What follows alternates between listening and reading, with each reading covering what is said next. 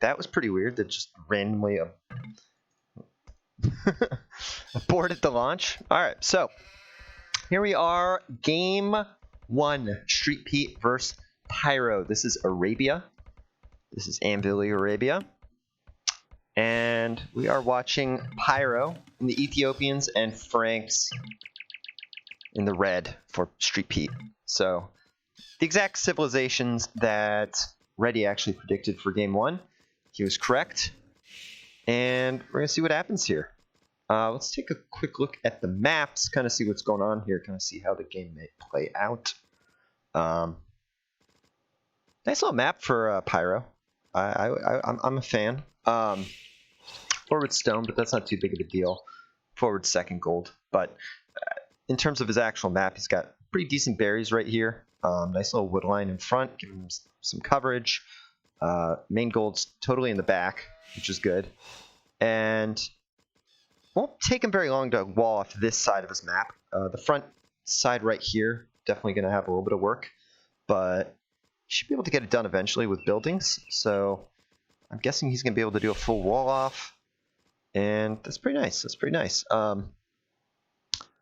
For Pete, actually, yeah, pretty similar. His gold is very exposed, though, so he's going to have a bit more trouble protecting his gold. His back over here is really safe. We'll be able to wall that off super quickly.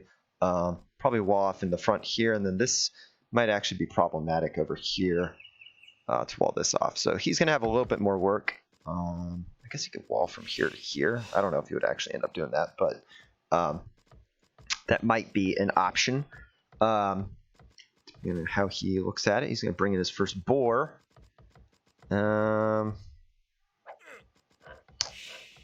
Yeah, it's not the best map, but it's not the worst. I think they're both somewhat even maps. This is not like one side is completely rigged. And both strong civs, so it's not like a bad map is going to force Pete into some crazy strategy here. I don't think he's going to do anything unusual to make this map work. Oh man, Pete just barely missed his sheep there. That's interesting. I think he's going to get him now. Yeah, okay, he got him. So, bringing in his sheep. Looks like everybody's got their resources. Smooth sailing for now, for sure. Both players are munching on their first boar. Looks like Pyro's pushing in a deer right here, which is nice. I imagine Pete's doing the same thing. Wow, so these guys are completely synchronized right now in terms of build order. Pete's got 3 on wood. Let's go ahead and check out what Pyro's got. Pyro's got 4 on wood. So StreetPete is Frank's. He's going to go with a Scout Rush opener, it does seem. And Pyro's going to go with Man-at-Arms, which Man-at-Arms for Ethiopians is obviously a super... Well, both these openers are super meta, super obvious, because, I mean, Ethiopians get free res when they hit Feudal Age, so you get Man-at-Arms upgrade for free, basically. And Pete's scouts are just extremely powerful. Oh, wow, it looks like Pete had to redirect his villager. He actually used the house trick and bugged the board there, which was really nice. So he actually saved the villager. I guess it'll delay him a second bringing in his second board, but that was actually pretty sweet. That was pretty sweet. So, taking out the second boar. And Pyro's got his second boar as well. So, everything's looking smooth. Both players are on 20 pop. I'm guessing that both of them are going to click up on 21. Maybe 22 for Pyro, depending on his Man-at-Arm rush. And yeah, should be a pretty smooth transition into Feudal Age. So StreetPete's getting Loom, so maybe Pyro is going to 22 pop. Yep. So Pyro's going to go to 22 pop. StreetPete's going to go up on 21. And Pete should be clicking up any second. Maybe he's just got to get a little more food. Hopefully. Oh man. Is it bugging or... Okay, there we go. Wow, so they actually clicked up at the same time. So Pete's going up with 22, which isn't the end of the world. I wasn't really expecting that though, because he loomed and then made a second an extra villager. That might have, I mean, it's crazy just how like nuts like these build orders have to be optimal, but that might have just been because the second boar came in just like slightly late, and obviously the boar is like a substantial amount of your food in Dark Age, and so getting it just a little bit slower means that sometimes you have to click up with an extra villager, which is fine. It shouldn't change things too much. It really depends on how fast those man-at-arms get in here, and if Pete's able to kind of figure out where they're going to path in and kind of how to wall them. And it looks like he is putting down some walls real quick, so he's kind of figured out where he thinks these man-at-arms might show up, which Barry's always a good prediction. Looks like Pyro is scouting around here trying to find a good spot. And okay, so Pete sees the militia. He knows that they are on the way, and he's going to have to be ready for them.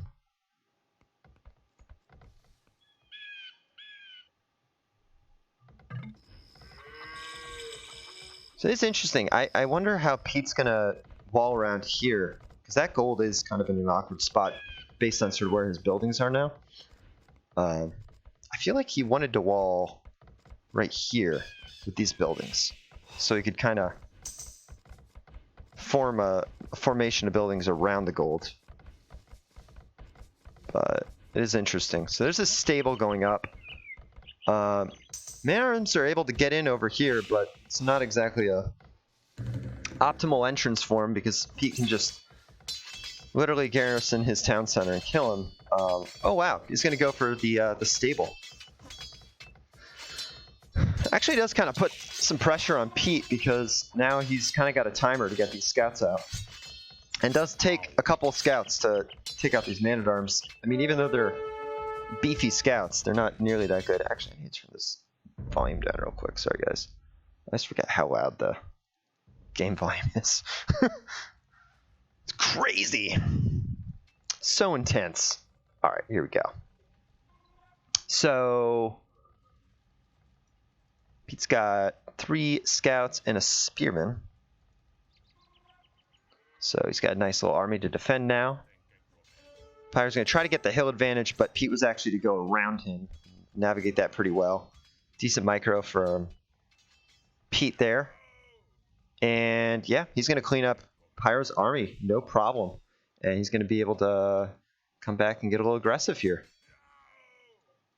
So let's check out on Pyro's home front what's going on. He's already got a archer range up with a archer coming out, and he's got some spearmen, so he's completely ready for Pete coming in here. Pete could get over to this gold. That's a little bit exposed, so if he's able to sneak in here, but it looks like on this end at least he's walled, and there's going to be a little party waiting for Pete over here. But actually, if Pete navigates around this stone, he actually has the mobility with these scouts to come right over and pick a villager. But I'm not sure how quick he's going to be. Yeah, it looks like he's not going to be able to do it quite as swiftly. And Pyro doing a nice job to move his army right over to the problem spot. He knows exactly where those scouts can come in and where he's exposed, and defending that really well. So yeah, early aggression did not work out for either player. No villager picks yet. Archer down. But Pete does have a little bit of a lead in terms of KD. Actually, get over to KD over here.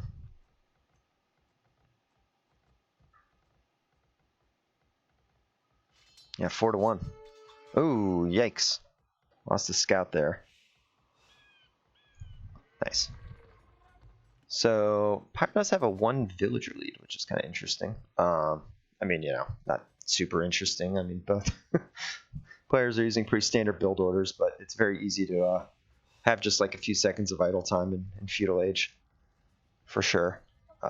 Pyro doing like very standard sort of Frank's build setup, just like spam, spam, spam, spam, spam on the farms, get your food going, make sure you have plenty of wood coming in, and then, you know, kind of move over to other resources. Same thing for Ethiopians, but obviously you need to prioritize gold if you're going to go for a double archer range build. So a lot of archers coming out for Pyro. He's got a nice little army. And Pete's bringing in the skirms now. It's interesting, though. I think this army can definitely clean up what Pete's got with a little bit of micro. Ooh, but Pete, yikes. Okay, he caught it. I thought he was going to run right into that military. Actually, that's a nice kill right there. So another kill for Pete. Might get a little overextended here if he's not careful. Yeah, he needs to back out now. But yeah, he's playing this well. Playing this really well. A couple skirms in there for Pyro. That's really nice, just to kind of buff his archer army so it doesn't all die. Again, these archers are super dangerous. They can absolutely just demolish enemies because they have faster attack speed. So Pyro's archers are very good. He wants to focus mainly on archers. He doesn't want many skirmishers because that's going to slow down his attack. But a couple of them in there. It's always a nice little cheeky addition to early game military comp. Just because, a certain amount of time, like when you're in an engagement in early game, those skirms will just soak up archer fire from the enemy. And that's exactly what will happen here. Instead of all of Pete's volleys hitting an archer, they will accidentally hit one of these skirms from time to time if he doesn't micro it perfectly. And, it's very hard to micro archer battles perfectly, although Pete's doing a pretty decent job here. He got another 2 more kills, actually. Yeah, this could actually be pretty bad for Pyro. Ooh, Scouts barely missed the block there, but that was still not a great engagement for Pyro, actually. And now the Spearmen aren't over here, so Pete's in a bit of a bind. Pete can actually get in here and kill some of these villagers in a second if Pyro isn't able to produce a few more spears. And it doesn't look like he's super interested in getting just one villager kill, though. Think about the wood line at this point in the game, is it's very risky to attack a wood line unless you have like archers or something, because those villagers can just come up and they're ready to scrap. Like, they will take these low, weak health scouts out in no time, and they won't even really do much damage. These scouts are much more useful to kill the skirms, which are a lot worse to lose, because they're not an expensive unit, but in Feudal Age they can be kind of expensive in early Feudal, at least, and hard to replace. So that's actually really nice for Pyro. He cleaned up Pete's army completely there, although he lost a lot of archers. But the KD has evened out slightly. Interesting that Pete has a 13 deaths there. That means that he lost a unit to a wolf. I wonder where it was. But yeah, somebody died to a wolf, unfortunately.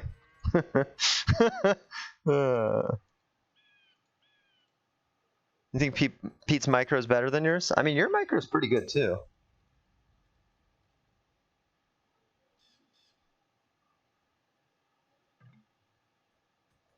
There's 2 times it's written on screen? Oh my goodness. I meant to take that off, to be honest.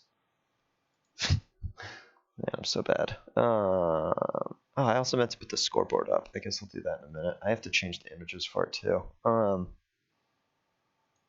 we can take this off.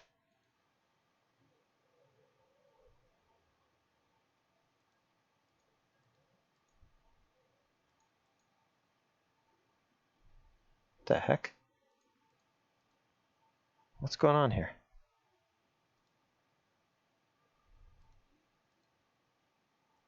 Oh no. I did some crazy stuff, man. Oh, I know what I did. Alright, we may not have the scoreboard today because I just super messed something up, which is fine. I think I used the text from my scoreboard overlay to put those maps on there. Anyway, let's not focus on that too much because that's super important. It's just not a best of 5. I don't think it super necessary. But yeah, Pete's already in Castle Age, which is really nice here.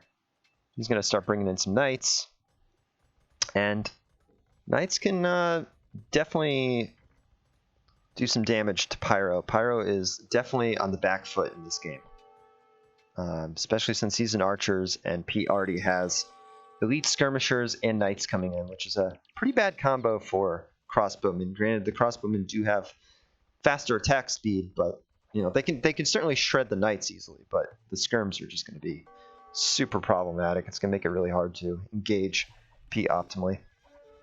So right here we see that Pyro's going straight for University Siege Workshop, so he's going to have to get a mangonel out and hope to get some good shots.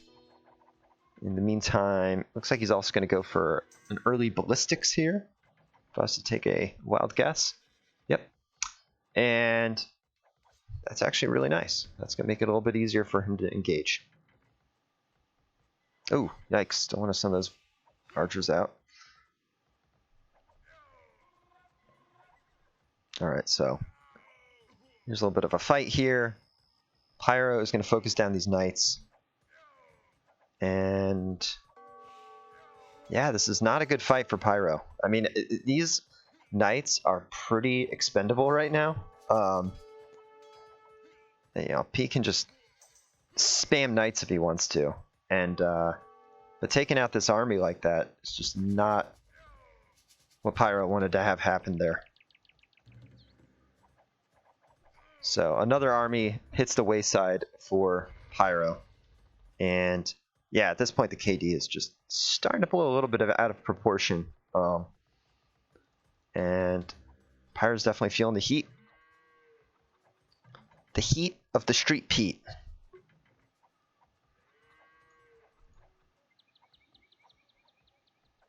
Thought that Pete would go for a Trush.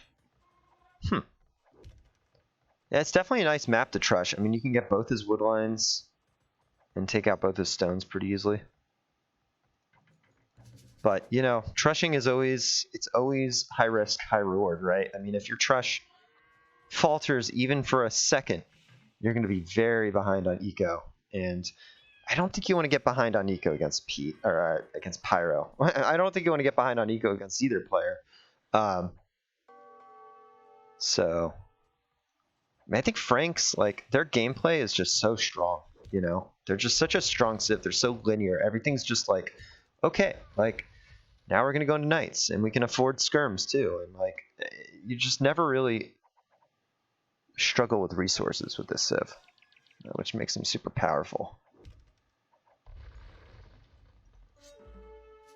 The Ethiopians also get that bonus in early feudal age, which, like, right when a trush is coming in, like, that is not necessarily a good thing to have to deal with. Like, you know, Pyro could pop out an extra man-at-arm or two if he needed to defend against the trush. Like, Ethiopians have a little bit more to work with in super early feudal age.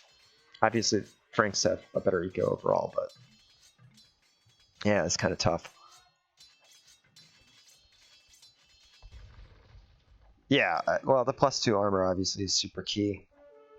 But also just your management of your military this game has been phenomenal. And you've just placed your units in the right spots, taken the right engagements, and yeah, Pyro is hurting right now. So on 3 TCs, which I guess is good, but he doesn't have enough wood coming in, I don't think. I mean, that's not enough wood for, like, late Castle Age. So being on an archer build and trying to build your eco is going to be tough with not enough wood. And these ranges are going to be taken down, so he's going to have to rebuild his archer ranges. Looks like he's going to switch into stables, which is actually kind of nice. I mean, if he could get out the army to fight back here, the stables could be nice, but he would have to have a pretty insane eco and multiple stables making camels right now to make that work. Plus, the Ethiopian stable is not the strongest in the game, to say the least. It's not really what you ever want to rely on. Just for the aesthetic. Just kind of like having that around your farms.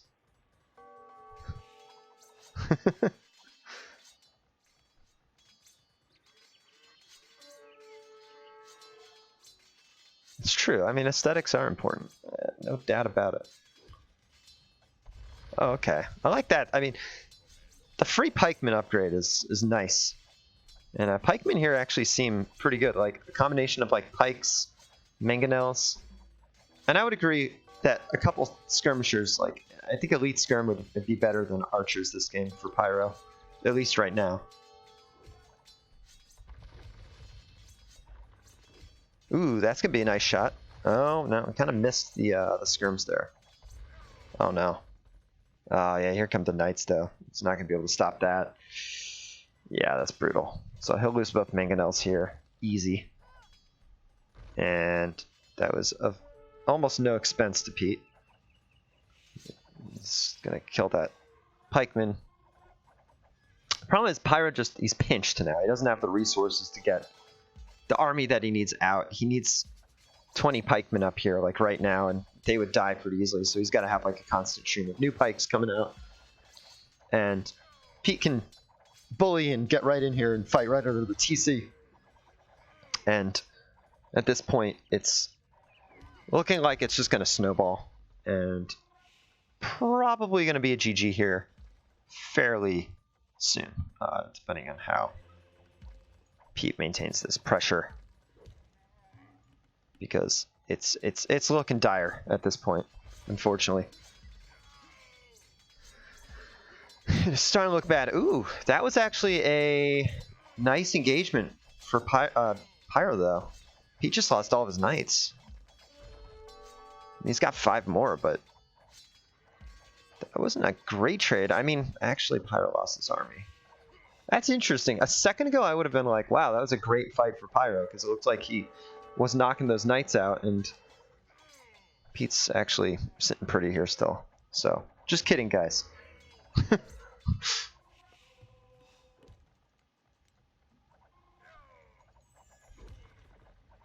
That's going to be a dead monk.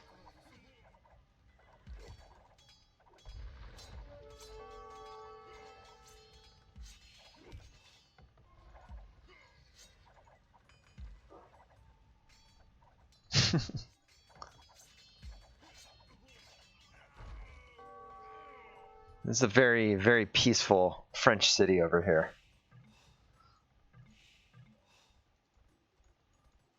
Kind of a city, kind of a very peaceful French city. It kind of reminds me of something you might see like a kind of a village, kind of in Switzerland or something.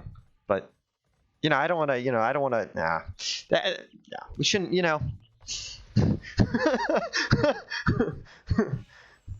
It's probably not a fair comparison, Yeah. Their shitty language. Switzerland's got great languages.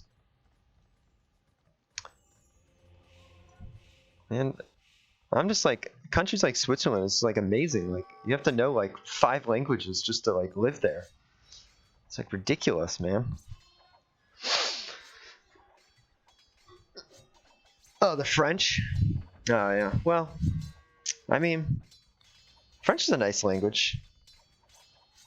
No, there's no way that Pyro speaks French. That'd be crazy. That would be like if I was living in America and I spoke English. You know what I mean? Like, that would be nuts. Like, wow, I don't even know how that'd be possible. It'd be wild. Wow, so Pyro's still hanging in here. It doesn't look like a game that Pyro's going to be able to pull out, but, I shouldn't speculate. He's been able to hold. I mean, he's behind 30 villagers. He's lost 50 more units in this game. And he doesn't quite have the military comp yet to stop full knights. I mean, this pikes are obviously a good start. But as the game continues, Pete's cavalry is just going to get more and more powerful. And he's about to hit Imp. And I mean, I'm going to predict that the GG's coming in here. But I guess we'll see. I mean, Cavalier's going to be pretty bad for Pyro here. I mean, I think that's what he would be expecting. Like, All of a sudden, these pikemen look like he just hides his villagers in the corner. You're gonna like get fortified wall and just start walling off little villagers and woodlines and stuff. yeah, I mean, this is definitely a position where I think you can comfortably say GG, especially like, look at this. We got the rating right here. These 3 knights are just going to kill like 20 villagers. As these pikemen try to run up and take him down desperately. Got a castle going up on Pyro's face right here. Pyro has no farm eco momentarily. Oh, he's got a little farm eco here. He's got like 6 farms. That's his entire food source hinges on these 6 farmers. That's a lot of pressure for him. I mean, you know, yeah, that's brutal. Kind of like feels like something that would happen in the Middle Age. It's like, okay, glad you have these nice farms over here. We got to take all of your food and give it to other people. Sorry. Oh, you're gonna starve. Well, that's fine. That's okay. Hey, look, in the service of the king, right? There are hungry people out there, so it's okay. Thanks for farming. These farmers are like trying to farm like in this battle over here. It's not gonna work well.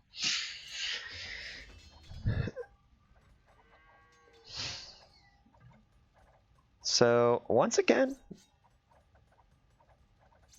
Pete is trying to get through. He still hasn't like bashed through completely, but this Treb should allow him to do this now because it's going to be a while before Pete is able to reach Imperial Age. I mean, he's got the Imperial Age upgrade happening as we speak. But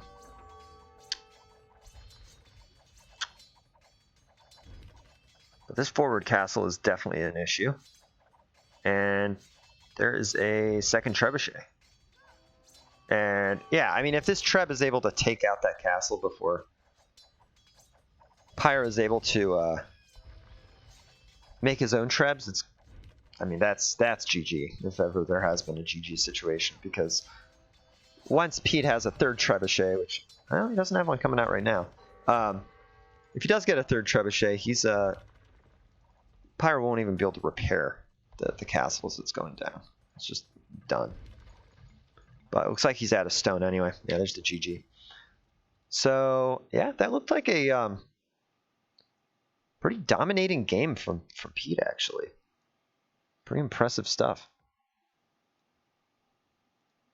He's just able to get out of the early game nicely, taking out those man-at-arms on the front hill, getting a little bit of advantage with the scouts. Then he immediately brought in skirms, which obviously is an easy kind of prediction to make with Franks that you want to go for skirms against Ethiopians, but was able to counter the archers before they were able to blossom and turn into a major issue.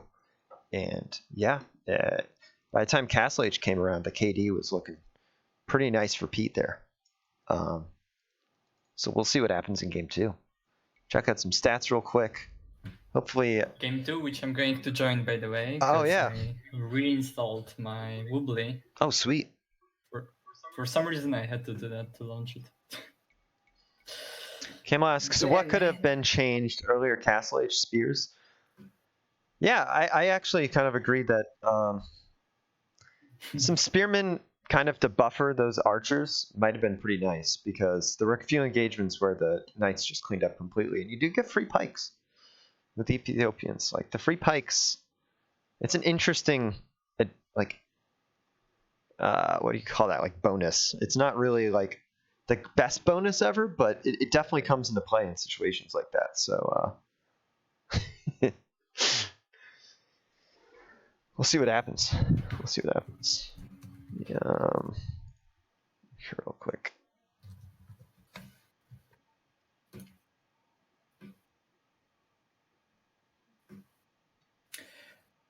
Okay, so I was correct with the same with the first assumption of civilizations they're gonna choose. Yeah, you were right on. Ethiopians against Franks. So what maps are we gonna see next? So I'm actually not sure what game 2 is. But we're gonna load it up and find out, I suppose. And Well, I would like to guess the civilizations before we see the map. I mean, before we see the civilizations and the map. It's migration, so I think on migration it's gonna be definitely Japanese for Pyro and Portuguese for Pete, and I would say it's gonna be a swipe off for Pyro.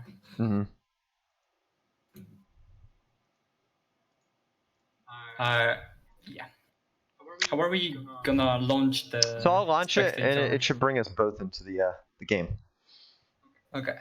Should be pretty straightforward. So, what do you think about Ethiopians not as a civilization against Franks, but as a pick? Itself. I mean, I think there's some preference involved there.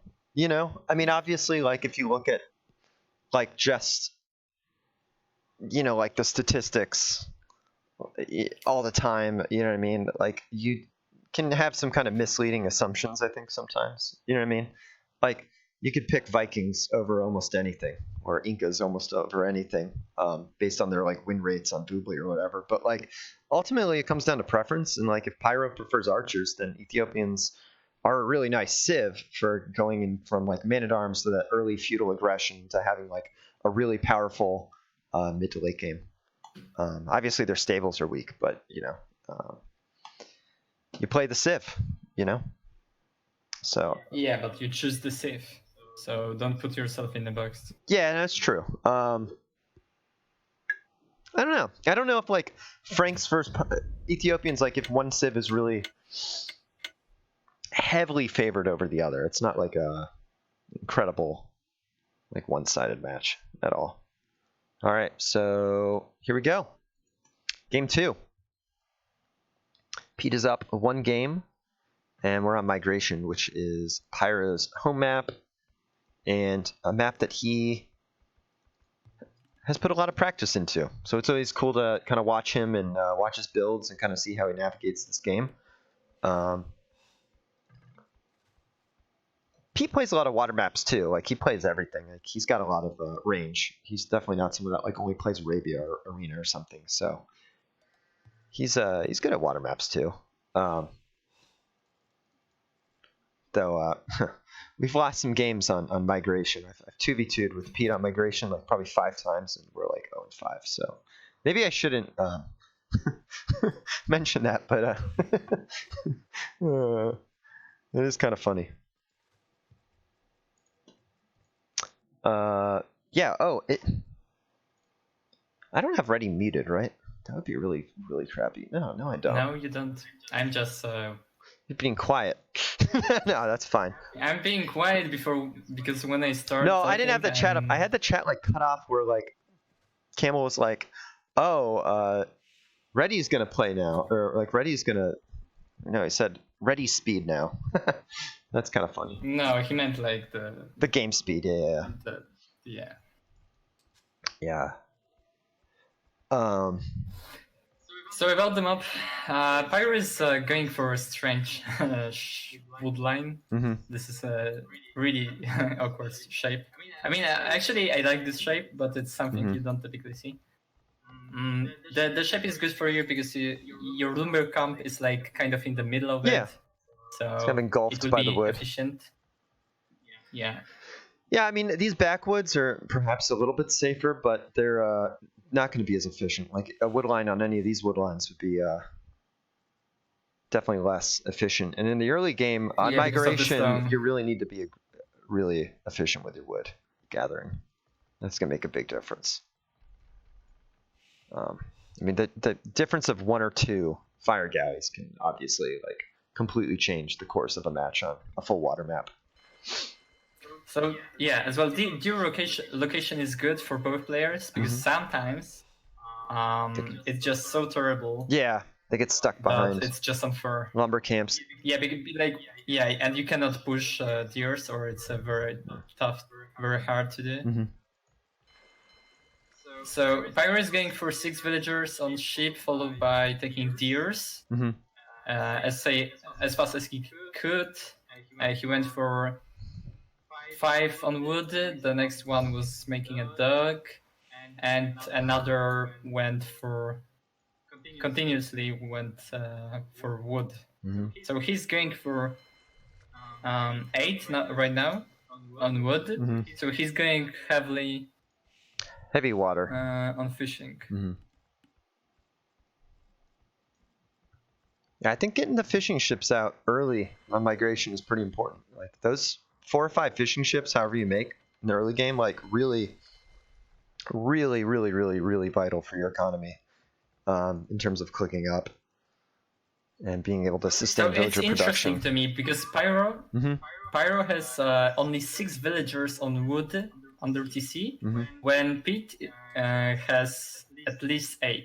8, yeah, it's 8. And now it's 9 because 2 are gathering fishes, which is... Yeah. Well, it's interesting. For me, like, Pete's build looks almost more like a Arabia build in a way. Like, he does have 6 on wood, which is a little bit more than you would normally have on Dark Age, but it's like a slight increase. Whereas, like, Pyro's like... Yeah. This is like a streamlined, like, full Navy aggression build. Well, this is very strange. Pete is going for something really strange, and Pyro is housed. Not for long, though. Yeah. Pete is going for a lot on shorefish. Yeah, he is. He has 6 villagers gathering shorefish, and it's not a good shorefish, at least comparatively to Pyro's.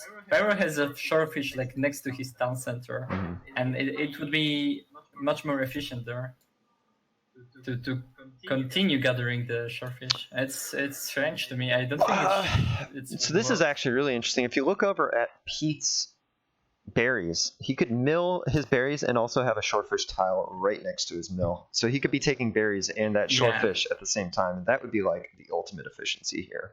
But maybe he's short on wood. I guess you don't want to have meal before you click up. Yeah, I mean, because it's a wood. It's 100 wood, exactly.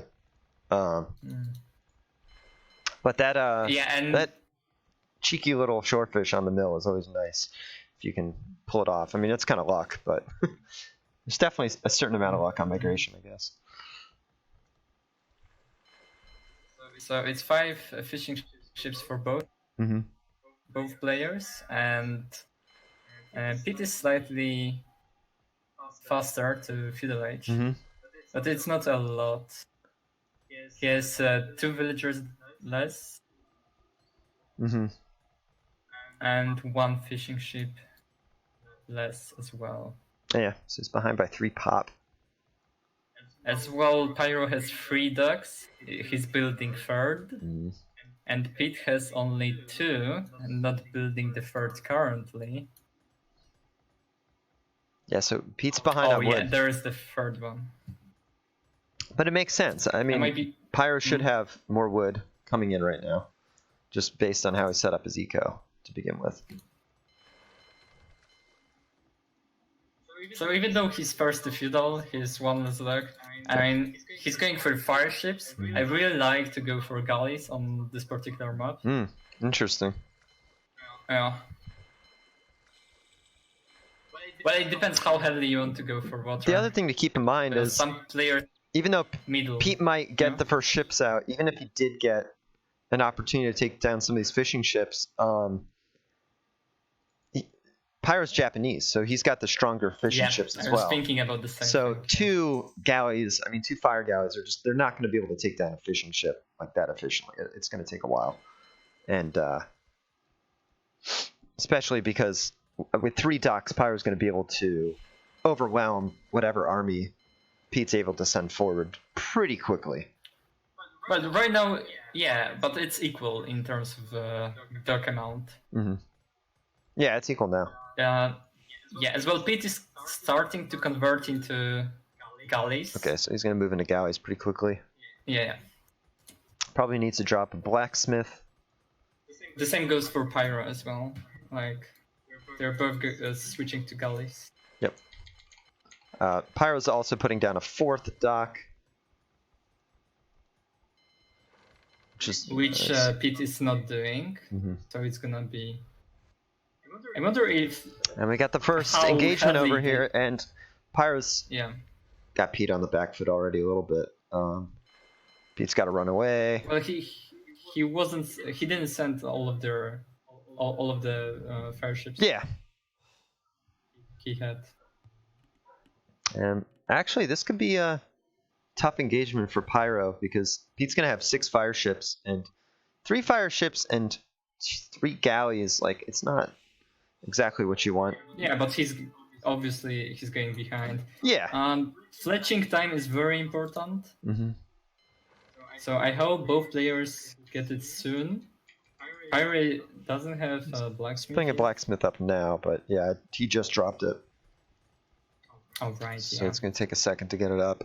Luckily, fletching's it's a fast upgrade, right? So. Well, Pete has it already with a demo ship. I like this. Yeah, the demo ship's actually really sweet here. Pyro's got to kind of start running away. He does have a nice number of galleys though, so like once he does get fletching, he can sit behind and start picking off ships, and then it gets a little bit tougher for Pete again. But right now, Pete should just be, I think, full throttle. He should try to push in here and try to get some hits on these galleys if he can, and not be scared of them because they're not going to really do much damage without fletching. And well, actually, they have fletching now, so. Yeah.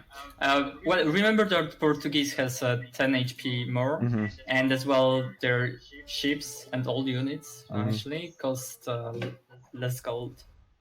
So that's where's the advantage of Portuguese on water.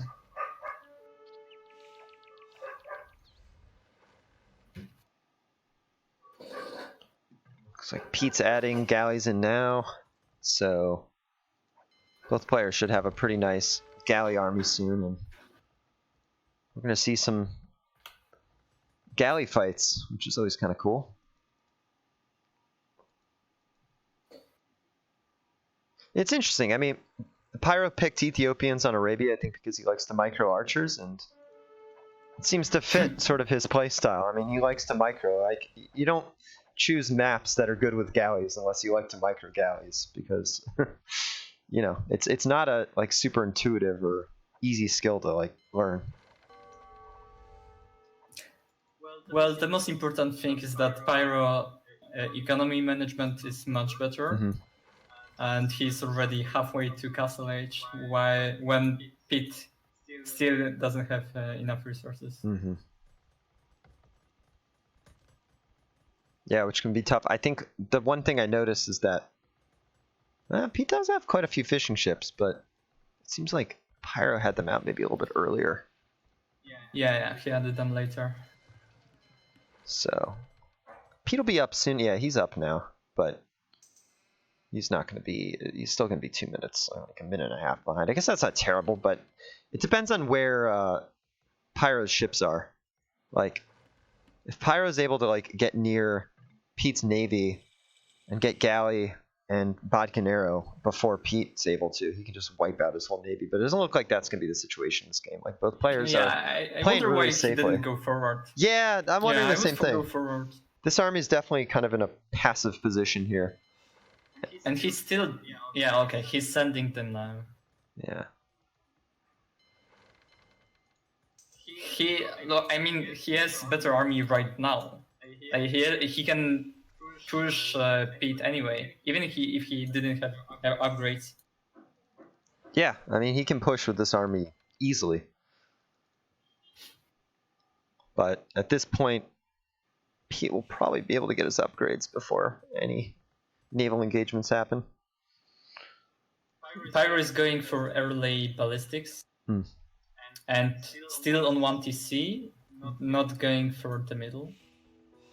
Which is kind of interesting. Adding another dock, it's there. Yeah, he's committing into the water, and I think it's actually a good answer in Castle Age. Just good decision. Just go for water. Yeah, I mean the early ballistics is nice for sure, and that's gonna help him win a substantial number of fights. It really makes a crazy difference. Especially on this level, because you can send one galley to make enemy targeted, and he cannot do it back to you because you have ballistics, and he doesn't. Well, yeah. Ballistics coming in for Pyro right now. However, I think Pete does have the larger army here. Looks like, just slightly. Slightly, yeah, because he can reinforce faster. But this is going to be bad for Pete because ballistics are just going to nail these ships. Yeah. And additionally to that, Pyro got the additional armor from Dog upgrade, which is called careening.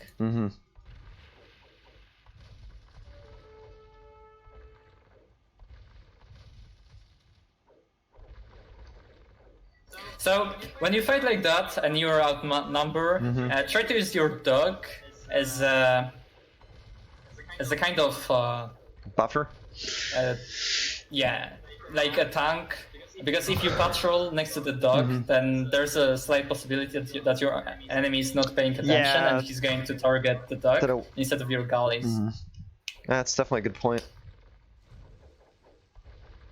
One thing I've noticed that Pyro did was that he's been shooting constantly, whereas Pete, for a minute there, was kind of like dancing around with his galleys and they weren't actually getting shots in.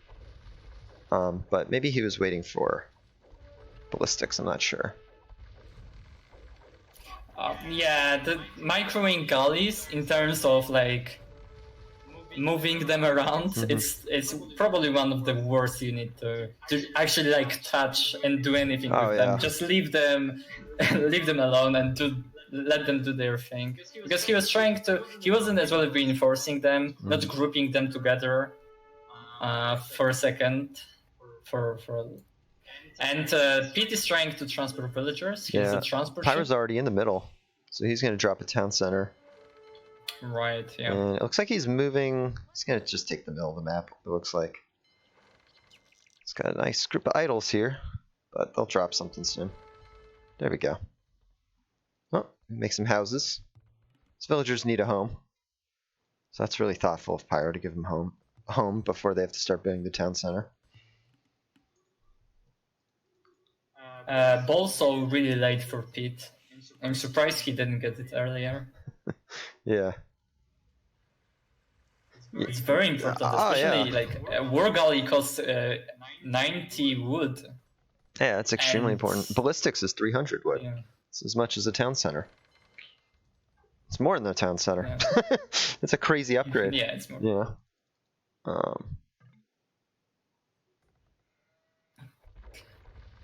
Oh, wow. Now Pyro's getting in here on the other side, taking out more villagers. So definitely seems like Pyro's plan has worked out for him this game so far. And yeah, it really did. He was definitely on the back but I think Pete was still playing very good. He did everything what he could have. Pete's trying to get a tower up here. This almost looks like a nomad situation. Yeah, exactly. Well, it's kind of like simulation of nomad. Yeah, a tiny nomad game. It kind of is, actually, yeah. They're dropping town centers with 5 villagers. Yeah. Well, unfortunately for Pete, he's losing some villagers on Woodline on his main island. It's got the caravels out. That's pretty sweet. Well, he's trying to add them pretty late. Well, it's still... I mean, in this case, when you're up against Caravel, I would just commit to the middle more. So I make sure that I control the middle. And as well, Caravel is very weak against fast fire ships. Oh, they both upgraded to guard tower. That's kind of interesting. Oh, really? Yeah. With one tower? Yeah. Probably, maybe they think investing heavily in this tower fight. Yeah, to make more towers later on to establish map control. Oh, wow. Maybe it's just a meme, you know? Yeah. It's pretty funny. Pyro is fighting on 2 fronts. He's pushing from the west, from the east, and he's defending on the east. Yeah, he's getting on the pushed, west. which is interesting that Pete's gonna go in like this. Yeah, but he's pushing on. He's getting pushed, yeah, on the rear though. In the south. Yeah. Yeah. So I mean, it's interesting.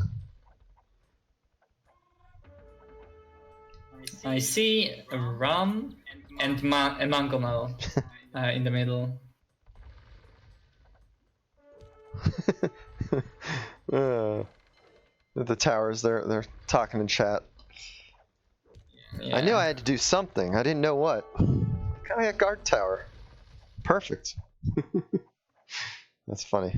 Great minds think alike. It's a genius, a master stroke. Oh man, this ram though, that's brutal. Oh, the mangonel is dead? Did it die to the ram? I think it probably died to the tower.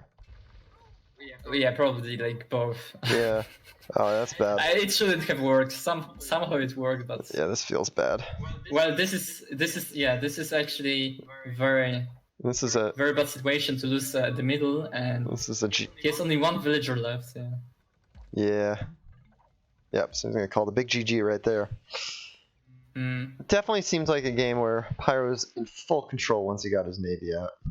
There was no stopping him. Yeah, but Pete still played what he could have with Portuguese. Pete played really well. I mean, it's both players were super impressive. But obviously, Pyro has an advantage on this map, and he showed why.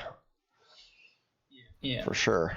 So KD, 96 to 59. He committed in the draft as well to gain even higher advantage in terms of civilizations. Bigger armory, So much he really better wanted eco. to win. Yeah, he was going Imperial Age soon. Oh, he wasn't. He had more resources. Oh no, he was. Yeah, he was. He was almost Imperial Age. Yeah. Oh yeah. Well, nice stuff. Nice stuff for sure. Pyro. Okay, so what's interesting is we definitely. Oh wait, no, never mind. So yeah, now that the series is 1-1, so it's going to go back to one of Pete's home maps, which is either going to be Arena or Fortress. So what map is next, chat? It's going to be either Arena or Fortress. Well, yeah, but I want to know because I have my guessing. You have your guessing. Which map is next? Yeah, I bet with my. I gotta ask the chat. I don't know. It doesn't say on the game rec. You know what I mean? So I'm totally blind. It's as if I'm watching this live. Fortress. Reg Fortress. So I will from their draft. Based on that, I think Pete is going for Mayans on Regicide Fortress, and Pyro is going for Spanish. All right.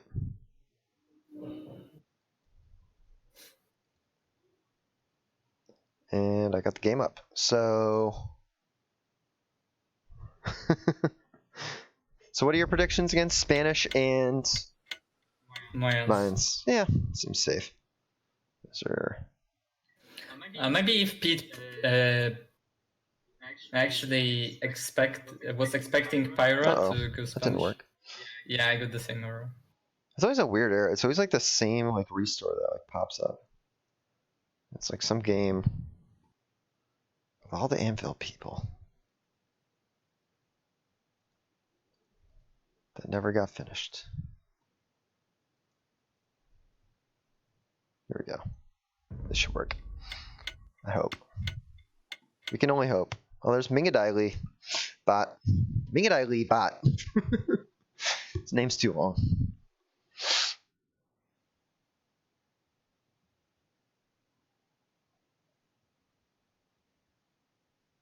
I won't confirm nor deny I shouldn't be home at this hour. Uh-oh. Oh, man, we got the error again? What's happening? Yeah. Hold on. It does this sometimes with this stupid thing. Wants to restore, but I don't want to restore. I want to watch a rec. Load game recording. This one. There we go. I know it's going to work now because it popped up on this settings thing. Oh, man. Gotta love Voobly, right? Sure. Everything makes so much sense. All right, there we go. So, game 3. I'm right. Mayans versus Spanish. Yeah, right on point. Yeah. So they were both thinking about unique units. Mm-hmm. I gotta say, I think So- what's interesting about this series is winning this game. If Pete's able to defend his home map and win Regicide Fortress, which I think there's a good chance that he can do it, it puts him in a good position to win the series because Pete's actually pretty good at Nomad. So it's kind of interesting. I guess we'll see how this shapes out, but yeah, this is pretty cool. So yeah, in the red, Pete is playing as the Mayans, and in the blue we have Pyro as the Spanish, and Regicide Fortress.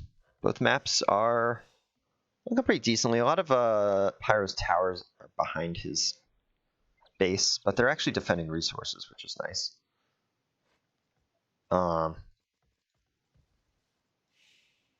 Pete's map. Actually, I really like Pete's map. I like when the castle is forward, kind of in front of your fortress. Whereas like kind of Pyro's castle, it's not in an ideal spot. Like Pete can push in Castle Age and push all the way up to the town center before he has to worry about that castle. It's kind of innocuous. Whereas Pete's castle is right up in front. It's going to defend against early game aggression and make it really tough for Pyro to push. So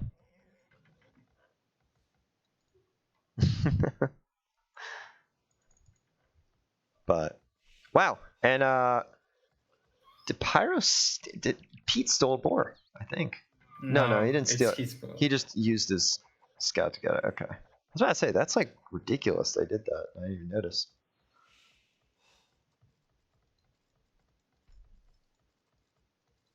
No, the guy's boars in. That's good.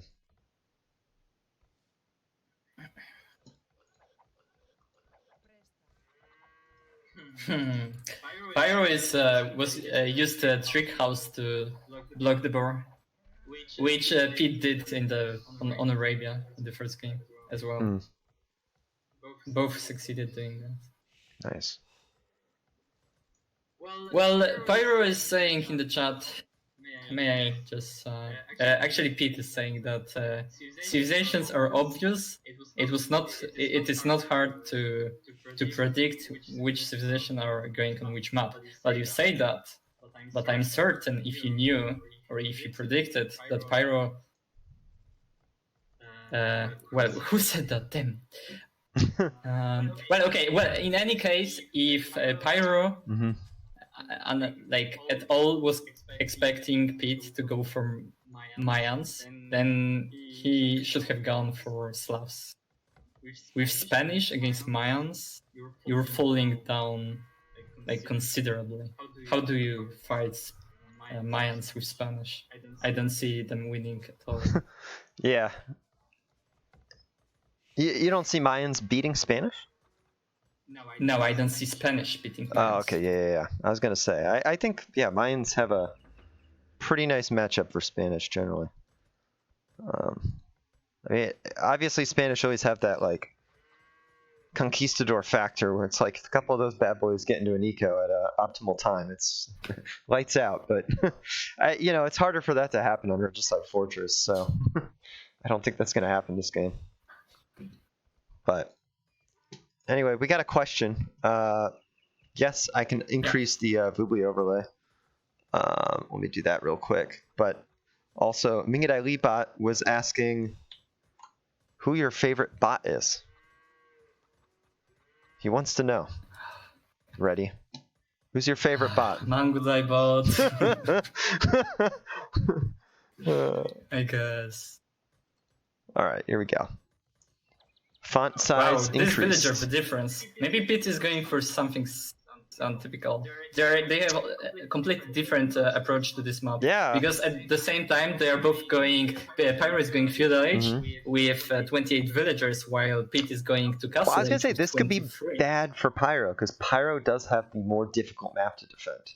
Like his arena is pretty awkward. Like all of his towers in his castle are in the back, so he's got his gold and his stone and his wood lines are completely exposed. So, I mean, really, Pete just has to get through one tile of stone wall and he can start doing some crazy damage in castle age. Whereas Pyro doesn't even have that option. Like Pyro kind of has to boom and figure out because like Pete's what am I talking about? Pete's base is insane to defend.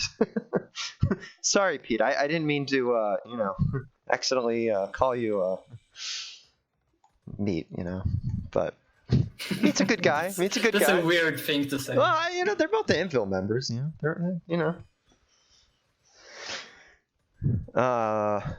But yeah, it's Pyro's saying he's a bit slow. I mean, I think Pete just went with a more efficient build. He didn't. It's not like one person's faster or slower. You have way more villagers at this point, Pyro. So it's a trade-off for sure. But that's interesting. So he's not going for like a forward siege workshop or anything. Pete's just playing it safe, making a second 10 center. So looking to go for a little bit of a boom. He is sending some plumes up, and he could definitely harass this gold for sure. That's gonna be super annoying. Where is Pyro's? Like, okay, so his back gold is over here. That's not super helpful. So only has this one gold that's safe inside the arena.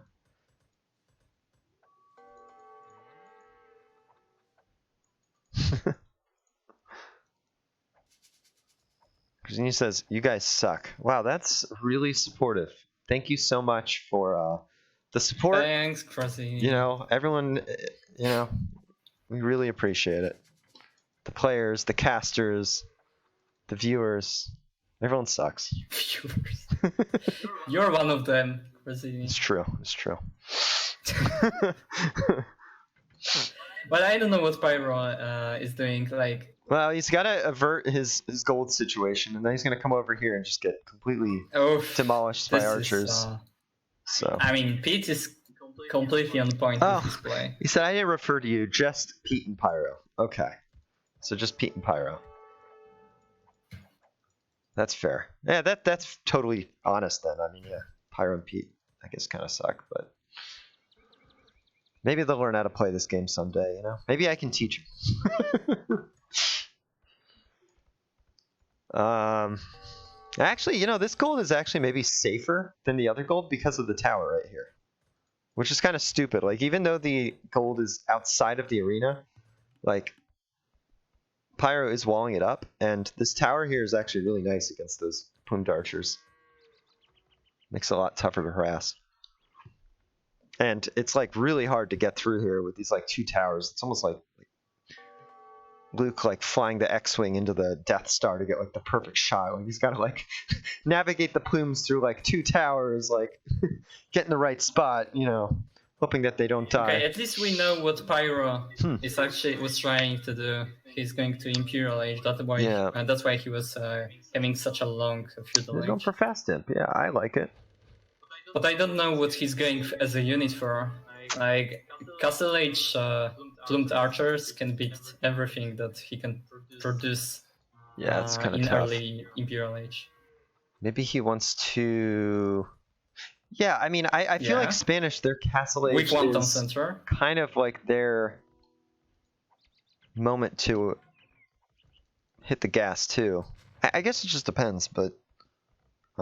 Hit the gas with what? Oh, with conquistadors. The whole point with Spanish is pretty much conquistadors. Yeah, exactly. So I think in Castle, like that's what I'm saying. Like I don't know if Fast It does much in terms of your game plan. I mean, Elite Conquistador upgrade is point. Yeah, it's the worst. You need one of the worst ones in terms of Elite upgrade. So yeah, so the Imp here just gives him less military against plumed archers, basically, which is not very endless optimal. economy. Yeah. I mean, maybe if he was Turks, Maybe it could have worked. Yeah, I mean, With bombard cannons. yeah, bombard cannons would be great here. I mean, they wouldn't be great. They'd be good. Bombard cannons are good against cloaks, for sure. I mean, they would be situational. I wouldn't say even good. Yeah. I mean, you would need to be super lucky, and that's and your enemy would need to throw the game. Yeah. Pretty much. No, I mean, Pete's doing exactly what he needs to do to. Yeah. Peter play as well. To keep Pyro on the back foot. See it. It's just. Yeah. Microing these plumed archers beautifully. He can get over here in this wood line and do some serious Pete work. is getting ballistics as well. Oh wow, yeah, that's gonna be nice. Yeah, if he comes over to this wood line, it's gonna be really sad for Pyro. He'll lose like 5 villagers. But he's gonna regroup first. Yeah, I sorry for that. Pyro, I saw he banned Turks, and I was thinking about this particular thing, the Regicide Fortress. Oh, interesting.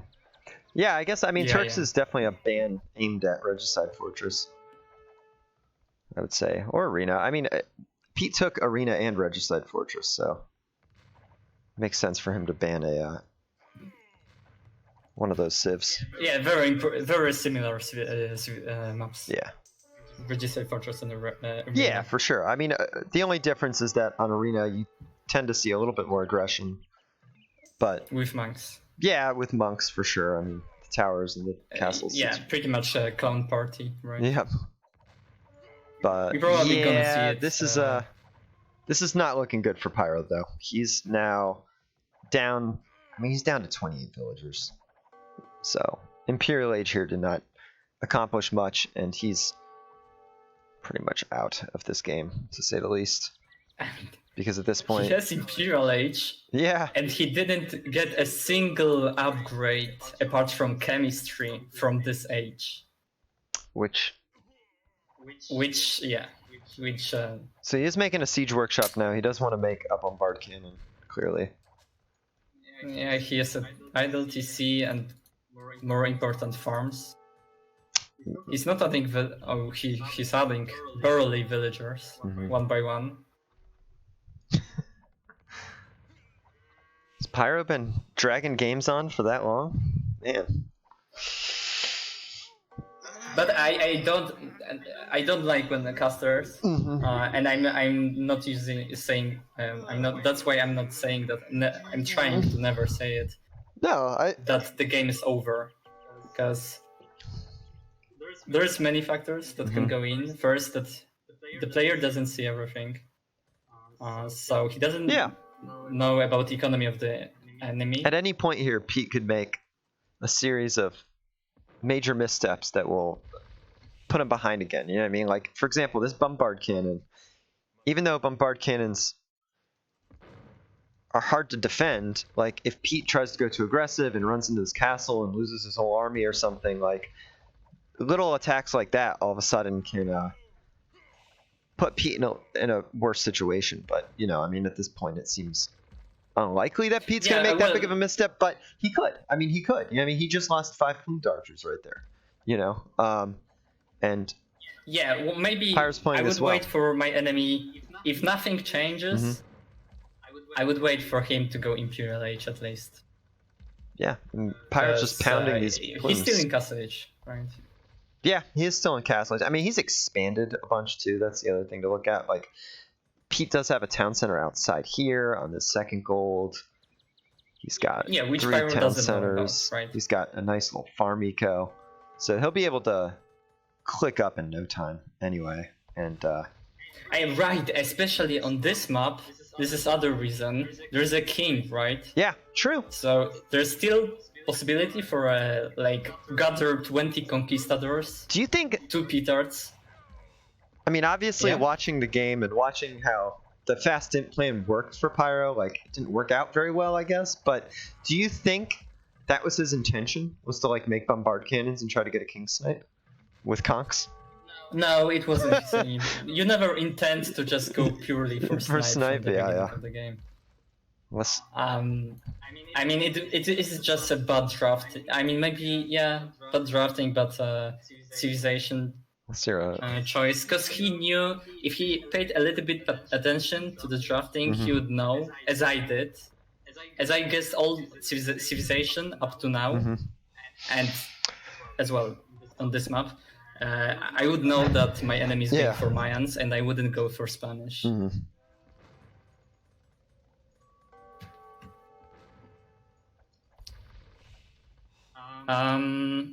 Apart from that, there's other reason I never say as a caster that the game is over, because if the player doesn't resign, no one is going to enjoy the show. It's true. And everyone is pretty much bored when they hear that the game is over, but it's not. Everyone is getting pretty tired, let's say. Like, I mean, it's they don't want to watch. So that's why we have our arena clown Mingadai bot in the chat to keep the environment lively. I mean, for everyone. Yeah, well, it hurts if you say something like that as a caster. Yeah. It hurts. Not definitely. Only your viewers, but as well you and your stream. Yeah. So I don't like when any casters do that. Yeah. The game is over. Yeah. Like, why is he not even calling worse? GG? I think even worse is like when like a caster like just like ends the game before the GG, and then goes on to the next one. This is the worst. Yeah, they exit the game. Yeah, they're like, all right, we don't have to watch the rest of this. Like, that's just arrogant. You know what I mean? Like, yeah, like, you know what I mean? Games like can end up like where, you know, it's kind of one-sided for a little bit, but like you shouldn't do that. Like, that's just like, especially in a series, like a tournament series, you should never just skip over a game because it's, you know, kind of one-sided or something. Like, that's kind of dumb. And, you know, comebacks could happen. I mean, like, from this position, like Pyro, you know, he's got a little more breathing room right now. He can build his eco up a little bit. So who knows? You know what I mean? Like, obviously, he's in a tremendously good position, but hey, I mean, you know what? Can't count it out. It's not over till it's over. You know, and we're here to watch this series. Well, all Pete needs to do is kill the king, right? So, I mean, it's kind of Pete's fault that the game is still going, if you know what I'm trying to say. Yeah, I mean, I guess you could say very often, even players who are winning in the game, they're playing very cautiously, very defensively. And it's not the fault of the losing player that the game is not over, because he didn't GG. It's the fault of an attacking player that is playing so slowly, because he doesn't want to risk anything. Yeah. Well, Pete's keeping the aggression going. He's bringing in more plumes. He's killing more villagers, which is just like nasty when you're on 3 TC and your opponent's just gotten their second one up and is behind by 40 villagers. It's like, not nice. But hey, Pete's not trying to be nice here. It's not his intention. I was going to try to knock out one of these trebuchets with his bombard cannons, but I don't think he's going to be able to do it.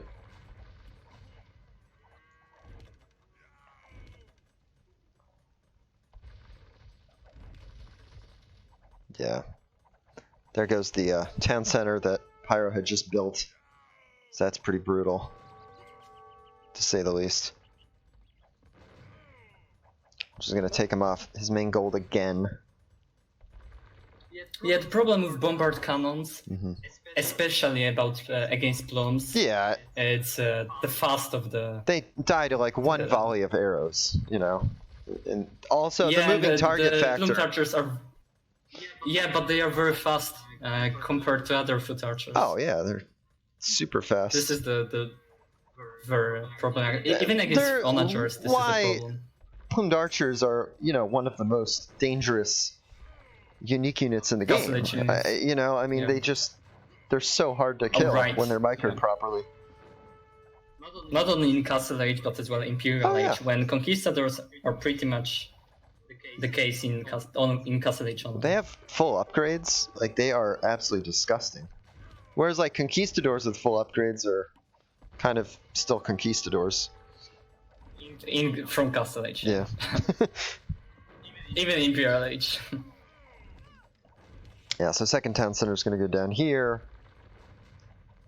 And this is where we will most likely see our GG come in the next few seconds. Because if anything with Spanish, You want to go for actually the post-imperial, not the fast imperial play. With Turks, it's different, but with Spanish in this particular Civ matchup, you want to have well, at least Hussars, at maybe Paladins. Yeah. I know it's a heavy investment, but I don't see Spanish winning by playing anything else against Mans. Yeah, Pete's walling is super impressive. I don't want to, distract you guys from the battle, but look at this wall. Oh yeah. I was seeing it actually. You see, Pete is playing so defensively. Yeah. You see? He certainly this is what I was spent quite a time. Yeah, I mean, if he had just gone forward and done that playing the whole time, game might have been over, exactly. I guess. But he wanted to shore up his defense in case, a group of renegade conquistadors came in and killed 20 villagers, which has happened to everybody. Like, that's the interesting thing about conks, right? I mean, I've had many games where I'm ahead, I feel like I'm in the driver's seat, and then I look over and there's 3 conquistadors going around just mowing over half my eco. And it's brutal. It's a brutal way to lose a game that you're ahead in, but it can actually happen. These walls will completely prevent that from happening, which is very nice. You see, Pete has 115 villagers and only 43 military.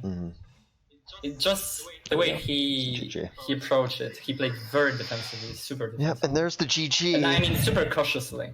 Yeah. And that puts Pete up 2-1. We're going to go back to Pyro's home map, which is Nomad, which Pete's actually good at Nomad. So I actually think there's a chance that Pete might be able to lock up the series here. I guess we're going to find out. And this is definitely an exciting series for sure. So I'm expecting to see Chinese versus Malians. And I hope... Since when are you good at Nomad? Pete, you own it Nomad, man. I've seen you play Nomad a bunch of times where you do well. Also, didn't you beat... What's his name? You beat Memo on Nomad in that show match. And I feel like you've had some wins on Nomad in Anvil League too. So I feel like you're decent at it. Like maybe you're not like a Nomad expert or something, but who is? Memo is not Pyro. Well, that's true, but I don't know.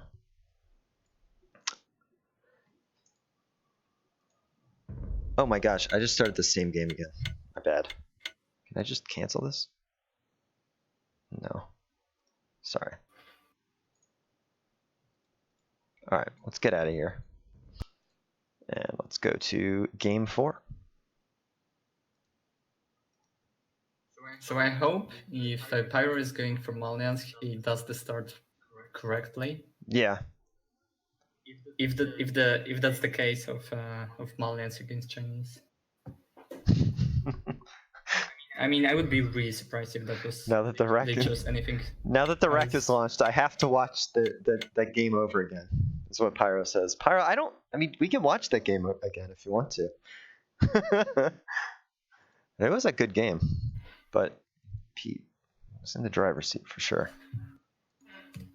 All right, so here we go. I don't know what just happened. My chat just got like completely covered up there. Okay, there we go. So yeah, here we are, game number 4, and this is NSS Nomad, by the way. So this is from the Nomad Summer Showdown, which was hosted by everyone's best friend, Nerd, and it's an interesting map. So it's a lot like normal Nomad, although I feel like with this Nomad, it's normally not an island. It's always going to have this entire side, either at the top or the bottom, is going to be landlocked. So that's something to keep in mind. But otherwise, very similar in terms of the actual land. But instead of groups of sheep, they're just random turkeys around the map. So, and the boars are always spawn in groups of 1. You can't get a triple boar spawn like standard Nomad either. Quadruple, yeah, which is often the case. Sometimes you'll TC on a 3 boar spot, right, on Nomad, and then you'll find out that there's a 2 boar like not far from that, and you'll end up with 5 boars, which is such an advantage on Nomad. It's crazy. Wow. And it happens more often than at the town center positions of these guys. Yeah, it is. This is nuts. Pretty much douche. And not to say that anybody's looking better for this position, but one of these players has a boar, 3 turkeys, and 5 deer, whereas the other player does not have food under his TC. And yeah, this could be rough. This could be rough. Well, another thing, I'm really disappointed. Mm-hmm. I feel like Pyro doesn't know about that. Yeah, he doesn't have the dock up yet either, which does not make his food situation even better, like even worse. Yeah, it's. Like I mean, he's it could have gathering been much better wood if right he did now. that. Because did he drop a second house? He only has 1 house though, so he has enough wood in his bank to drop his dock right now. Yeah, but well, it doesn't matter even if he does it now. Maybe kind of. I think he's gonna call Ree here. The point. I hope so. I feel he's gonna call Ree. I hope he calls Ree. I mean, this is a very easy. Yeah. Okay, he called Ree. Okay, awesome. I was like, man, you have a Ree. Like, please just use it here. This is not a way to lose a game in a close series, because obviously this. I mean, it's just an unfair advantage for Pete right now, and he didn't drop the dock, so it's like yikes. But Nomad is a game where you want your Rees, obviously. I mean, that's why, like, you know, if you're playing a game with mixed maps, like, you should always save your Ree for Nomad if you can, because that situation is something that the best players can't prevent. I mean, it's just nuts when that happens. Nothing you can do about it. Cool. So here is the actual game rec. And do you think Pyro is going to place the house dock and the TC with 3 starting villagers? Well, we'll find out. So yeah. I mean, we'll see if Pyro drops a dock immediately. That's what we're looking for here. Okay. So Pyro's in the blue with Malians. Pete in the red with Chinese. Both good Nomad civs, both top tier Nomad civs, although Malians are considered two of the best because of that free fishing ship. Persians get a free fishing ship too, but they're not as optimal in terms of, I think, like military units on this map. But I guess it just depends on preference. Malians get... Oh, they just have a nice situation. What do you mean they have just a nice... Well, I was just trying to think of, like, what else, like, really, like, you know, gives them a good edge on Nomad. But I mean, the start is definitely the primary thing, but they're also a strong civ, you know? Yeah, he's not doing the start. So he's wasting his potential. Yeah, and again, Pete with having a lot more turkeys. Yep, he's got a boar. And he's already... Look at that boar. Yeah, he put the town center up. Right as it pops up, he's got the boar coming in. That was impressive. Yeah, very nice play. That was really nicely microed. Okay, so Pyro does have a dock up, so he will get a fishing ship out right away. He's bringing in a boar as well, but it's going to be harder for him to deal with this boar. He's using his horse to slow down the boar, but yeah, this could be ugly. He's going to have to use his town center to kill it. I mean, yeah. Yep, so he's going to use his town center to kill it, I think. Okay, he's just going to keep it there for a little bit. I guess that's okay. The boar will de-aggro, though, and go back to its spot, right? Or is it de-aggroed under the TC permanently now? That's confusing. No, he will go back eventually. Yeah. It's just random how much time does it take. Well, I mean, you're Malians, though. Mm-hmm. So if you started with producing fishing ships immediately, yeah. All right. You wouldn't need to go for the boar. Oh, how did he do that? He killed it. That was really unfortunate. Oof. That was really unfortunate. I didn't even see how he did that because they looked like the villagers were outside of the town center. Just a really unlucky misclick. He gathered those free... No, he gathered 3 villagers. Yeah. Now he's doing such a weird... well, I think he's just a little bit tilted because of that mistake, and I've done that before too. It's like, man, yeah, I would. It takes a second to like even digest it. You're like, are you kidding me? Like, frustrating. But we're all susceptible to making that mistake. It's really easy to do, especially in Nomad, because oftentimes you do have to get a few hits in with the town center to kill your boar. Otherwise, you can lose a villager really easily. It's very easy to do. It's not like Arabia where you're going to have 7 villagers shooting the boar when it's coming in. Yeah, you're going to have like 5, and it's just very different. So, yeah, it's unfortunate. Pete is not going for a duck. At least not for now. LeapBot says, I don't think he could have digested that boar at all. Jeez. Yeah, well, yeah. It's true, because, you know, the town center arrows are poisonous, so when they shoot the boar, the boar's like automatically done. It's a virus boar, you can't eat it, so these villagers are smart. Yeah. Yeah, maybe they use arrows with poison. Yeah, that's the only explanation I can think of. Like, they shoot too many arrows, so it's just like... Yeah, but the boar is immune to the poison. I don't know. I don't know, like, what it is that makes that boar uneatable when you kill it with the TC, but it's a thing. Yeah, it's one of those things as well. Villagers cannot shoot arrows at enemy military. Yeah. They can on wild. They have... Also, they pretty much have ballistics in Dark Age. Oh yeah, they have ballistics. Like, they hit their target every time, almost. Like, sometimes they'll miss a deer and you're, like, almost pissed off because it's unlucky. Because otherwise they make their mark every single shot, like, perfectly. So I'm not sure how these Dark Age villagers have such good aim, but who knows? Who knows? Can't use that against the enemy, though.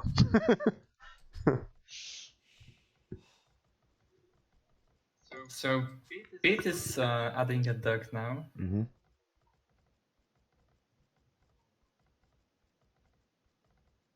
Man, I like messed up my overlay. Where is the... No. There we go. Yeah, so they are at the same pop still, which is nice. So it's not... What do I think? Pyro asks casters, what do you think of Chinese on Nomad? I think Chinese are great on Nomad. I think that additional villagers in the early game is very helpful. As long as you find the food, Chinese is the best civilization on Nomad. Yeah. I think also... Yeah, and definitely Pete lost that 1 villager, but it's still the difference of 3 villagers between them. Mm-hmm. Well, the thing is, Pyro has 5 fishing ships. Mm-hmm. Interesting. So Pyro is getting back into the game. Yeah. No, he's not out of this at all. I mean, that was a brutal thing to see with the board, but that doesn't, like... It's way too early to even speculate how the rest of the game's going to go, because... That could have happened to Pete also, and Pete did lose a villager, so, you know, it's not like the end of the world at all. Yeah, it's actually not... He's not... I wouldn't say he's even That's ahead. a kind of situation that in a match like this, like, will put you on tilt and cause you to play differently than anything. Like, that's why tilt can be so dangerous, because at the end of the day, you should just minimize kind of like that situation in your head and be like, okay, I lost a boar, but like, I'm not out of it. Like, I'm fine. I can go find more food. It's Nomad. There's tons of food on this map. Like, it's 1 boar that sucks, but like, you got to just move on and figure out how to get through it. Yeah, but especially fishing ships is what... Yeah, and you have deep fish as well. Did it for him. You know, you have... Yeah, he's a much better fish as well. And deep fish, once you have like 4 or 5 fishing ships out, are the most consistent food gatherers in Nomad in the early game by far. You know what I mean? They're machines at, you know, yeah, you don't need to retask them even as you do with villagers. And there's so much deep fish. Like, Pyro has an amazing dock. That's another thing that is definitely worth saying, is like, Pyro's dock is so much better than Pete's right now. I mean, Pete does have a healthy number of deep fish, though, that are close to his dock. Actually, Pete switched... That's interesting. Yeah, but he switched to the fishing ships too late. Yeah. I mean, if he could have done this much earlier. The thing is, he was going on boars, on deers, on ships too heavily. Just want Nomad's to get... a tricky map too, though, because the starts are kind of late. You got to be careful about where you invest. You don't want to get too behind on Boom. P is going to put up a tower here, but Pyro's able to defend pretty well. And this tower on this hill, though, is going to be good. So I guess this tower is just merely to defend against Pete getting through here and putting a second tower down. But this tower will definitely go down eventually because of the hill advantage. I was hoping that either one of the players made a house just before the tower got up, in front of the tower. Yeah. Because if you do that, the tower will automatically fire at the house when the villager is being like popped out of the tower. This is one of those micro things Pyro should know.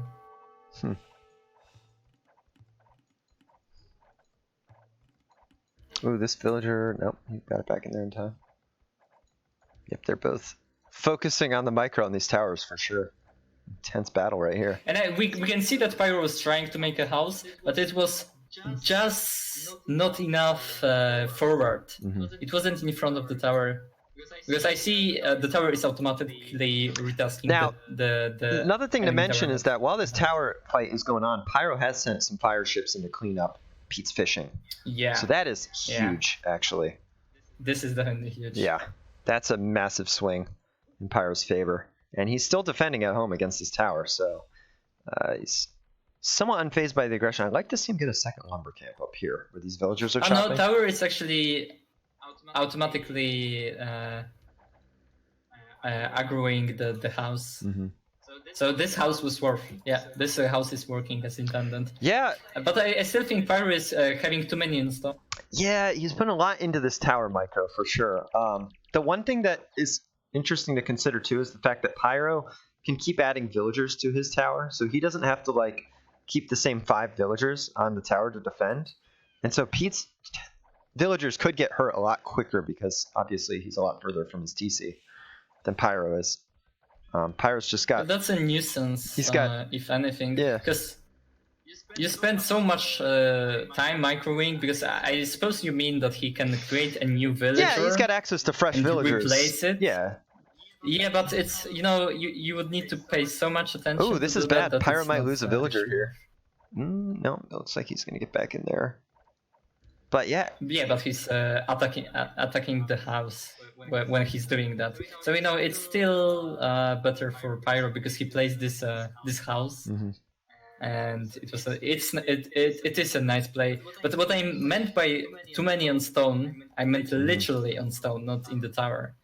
I don't know why would he need 400, almost 500 stone. I'm trying to figure out what Pete's game plan is right now, because he doesn't really have any farms. He doesn't have fish. He doesn't have anything on food right now. It's interesting. Yeah, this is going to be a problem to click up for him. No, actually, Pete. Well, he's almost up, but he needs a little bit more food. He's probably going to sell stone. Actually, making the market right players there.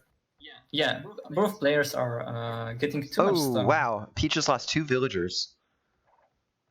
To the tower, yeah. So Pyro did win and the it's tower all thanks fight. to Micromania and that house. He's coming over here, but Pyro should spot this tower going up.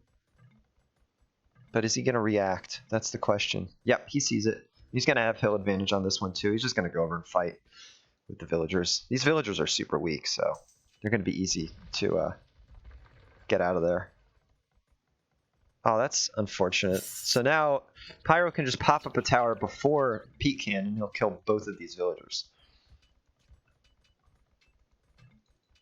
Yeah, if anything, this tower is forcing Pyro to place a tower. This is not actually... I don't think he was...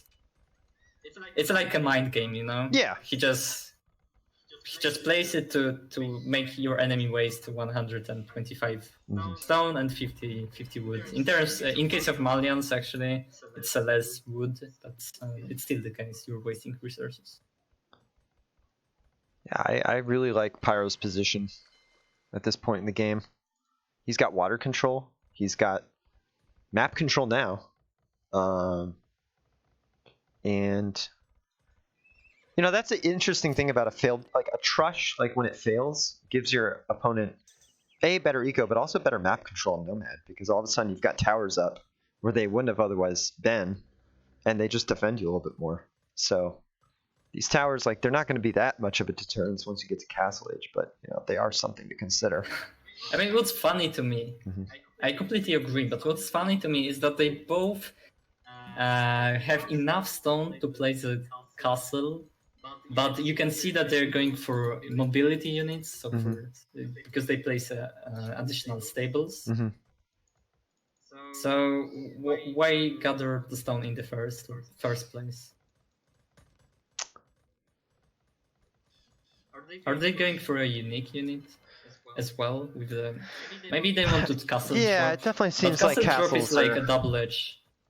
Yeah, you could have, but you know, potentially you could have made more knights. Castle drops can be more effective on Nomad than other maps, though, just because they can literally just come out of nowhere. You know, there's so many different angles you can get, and like, it's just brutal. And your eco tends to be a little bit more spread out in the early game, a little more exposed. So like, you can get really nasty castles on Nomad. Speaking of which, Pyro is castling this huge hill. So they both were thinking about the same thing. Yeah. Going knights to support their castle. Yeah, Pete should be able to get his castle up with these knights. He will, but Pete is going to completely. This castle is nasty from Pete. I don't know if it's nasty actually. I prefer a Pyro Yeah, position. it's interesting. It's a very because interesting all you tower. need to do is just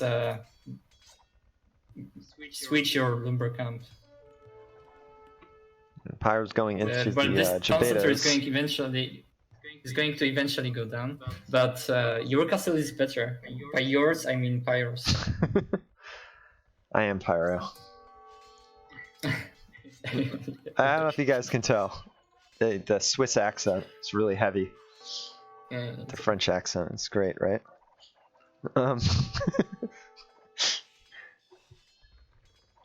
It happens very often, Kamal. People go on stone to either defend from tower rush or to tower rush, and they completely forget about those villagers on stone. That happens to me all the time. Like on Arabia, like it's especially annoying because you're like, wow, like my opponent is definitely clicking up now because I've collected 400 stone for no reason. You can see Jabetos being made and harassing stone of Pete. I like this, like, ooh, this is nice aggressive from Pyro. Yeah, and you should be going aggressively. Yeah. Because you are being pushed on the other side. I mean, Pete was kind of able to wall up here, but he's lost 3 villagers in the process. He's lost 4 now.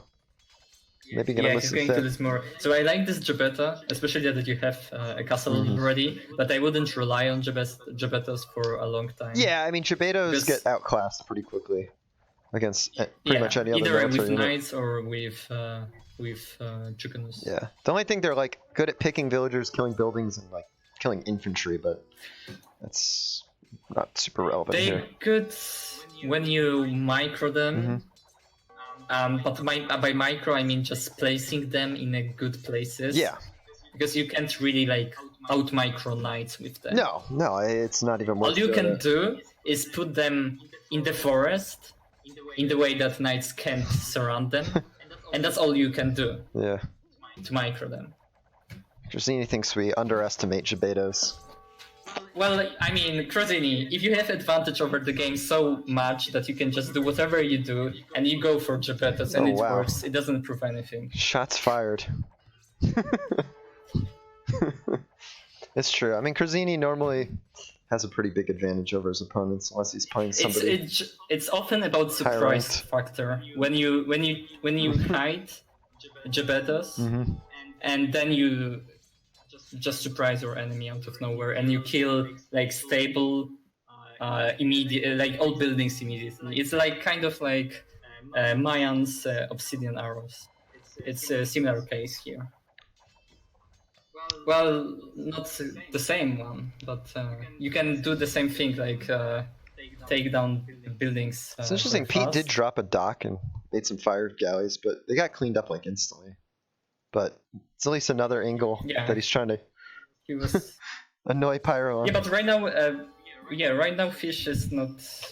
Yeah, I don't know if it's worth the investment. Although Pete does need food. Although He needs food. He's got some deer, so I guess he's got some food, but it's pretty low deer, pretty low food, for sure. Which is not great when you're trying to make knights, though he is making shoe canoes now, so I guess maybe he's just going to focus on golden wood. Wow, nice double gate drop from Pyro. Jeez. He's got this walled off over here.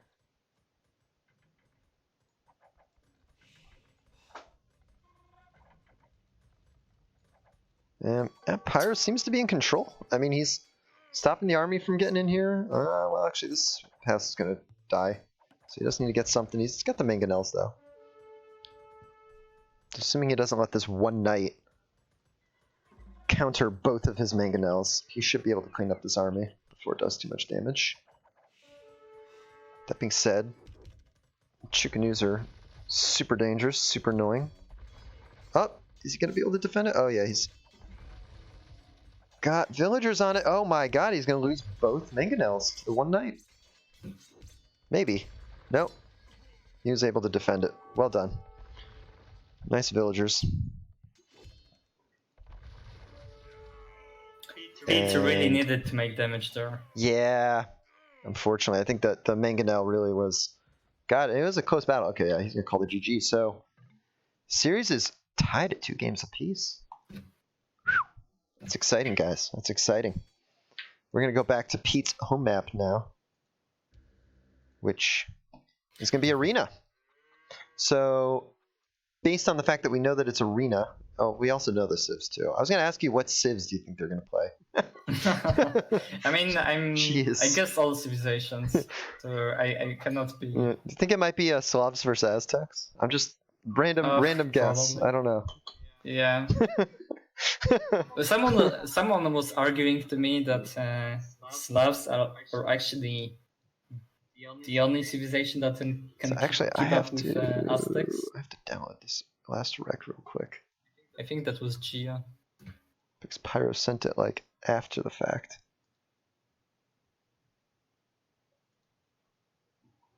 Cool. Alright.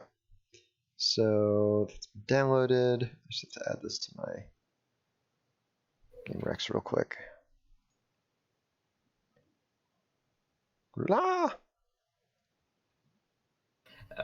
I mean, Jabetus are Not that one.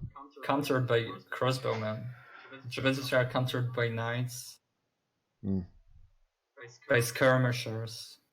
By... I mean...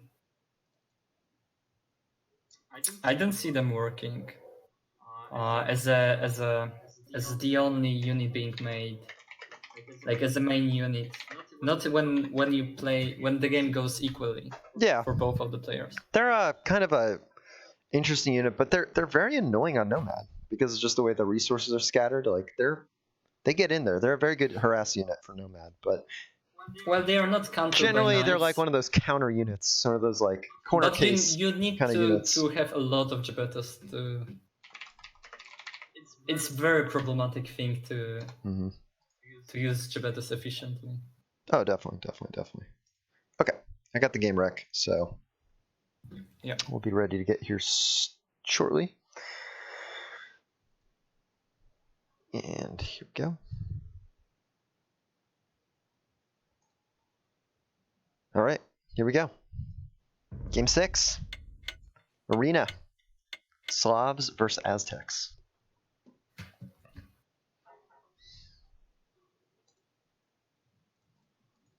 All right. I hope we're gonna see something very entertaining. I think so. We're definitely gonna see some monks, I hope. After all, it's a special map. So we got Slavs for Pyro. Bit of an ugly map right here. If he has the intuition to go for a tower rush, he could drop like 2 towers and knock out all of Pyro's resources. What do you mean by ugly map? For whom? What's that? For Pyro. All of his stones and golds are in like the same spot. That's what I'm basically saying. Yeah, it's definitely does worse have one for back him. gold, but otherwise it's unfortunate. situation. Even like Yeah, a castle drop, like if I don't think Pete would go castle drop with Aztecs per se, but if he did, that would be a horrible castle drop for Pyro, like game ending. Well, it's enough if he just pushes from the side. Yeah. If he goes monks with siege units, it's gonna be just as efficient as a castle drop. Let me chat up here real quick. I still have all this stuff up. There we go. All right, and let's take a look at Pete's map real quick. The Aztecs, decent. This guy's gold kind of stuck in the wood line, but it's not unsafe. It's a pretty safe gold.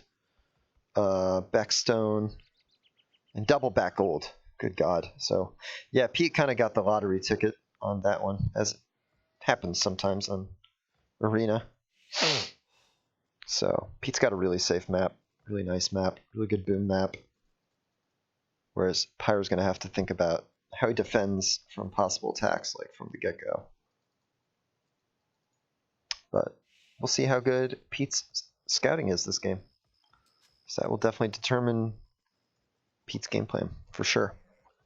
I do feel like, in general, Pete doesn't always go super aggressive. He definitely likes to not take a more passive approach. Like, he definitely does make military and push and stuff, but he doesn't push as hard as he could in certain situations. And so even though he might see these golden stones, he might not like go for like the castle drop or like Siege Workshop, like double floored monastery or something crazy. But I guess we'll find out. Are you saying that trashing with Aztecs in any case is a good strategy? I mean, I'm not saying it's a game-winning strategy every game, but man, a trush right here would be disgusting. But I don't think he's going to go for trush. You don't need to risk wasting all your advantages. No, you don't need to. It's not something you need to do. It's an option for sure. But yeah, I'm not. Oh gosh, Pete just killed the deer with his town center. Rip. He just did what? He just killed a deer that he pushed with his town center. Oh, yeah. I mean, it happens. It happens, yeah. But otherwise, looking good. Pyro's up by one villager. Well, he was for a second. I guess it's pretty even. There's like a 2-second idle time for Pete. I guess that's not the end of the world. Pete is not scouting, so even if he was considering a tower rush, let's say in this situation, he doesn't know about that. So yeah, I know. I think he has a straight goal in his mind. Yeah, I don't think he's gonna go for trush, but it's I mean, it's a good spot on the map you could trush on, but he's not gonna go for a trush. Like, it's not gonna actually happen. You don't think he can see the second stone?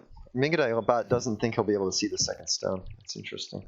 Not in like Dark Age, I guess. Not in Dark Age without the. Even with the eagle, because the eagle has extended line of sight, right? Oh no, with eagle he should be able to see one tile. Yeah. Let me see. Let me check. Actually. Yeah, one tile. Yeah. Yeah, Mingadai Bot says he thinks this will be a really defensive game. I agree. I mean, I don't know. I imagine Pete's going to just play it safe. Pete likes to play it safe. He's good at playing it safe. Why would you play safe? What do you mean by play safe? Playing safe, build your eco out a little bit. Monks? Build your eco out and then push out, you know? Rather than go super aggressive or super forward in Castle Age. You were saying we were probably not going to see Smash? Yeah, I don't think so. That's a waste. I know. Well, Slavs are such a good smush civ, and then Aztecs have the best monks. I mean, sure, but not against Aztecs. Yeah. Well, I guess Slavs have really good siege workshops, is what I'm trying to say. Not against Aztecs, still the case. No. Because you convert siege as easily as you can convert anything else. I mean, even easier because the trade is Well, it's also I mean, mangonels. awful. Like Aztec monks can take like a full mangonel shot and still like tank it, right? Which is crazy. And then you convert it, and it costs like mine costs 1/4 And then of your a monks, mangonel. I mean, then your monks just heal each other, and it's just like you just lost a mangonel. You just gave your opponent a mangonel. Which is brutal. I mean, yeah. Well, the only thing can happen is that Street is going. I mean, well, Street should be going for monks. Because if you don't go aggressively against Slavs, then you just give enemy possibility of using his advantages as Slavs, so faster farming and getting actually faster to Imperial Age, making a lot of military, and then Slavs are better than Aztec.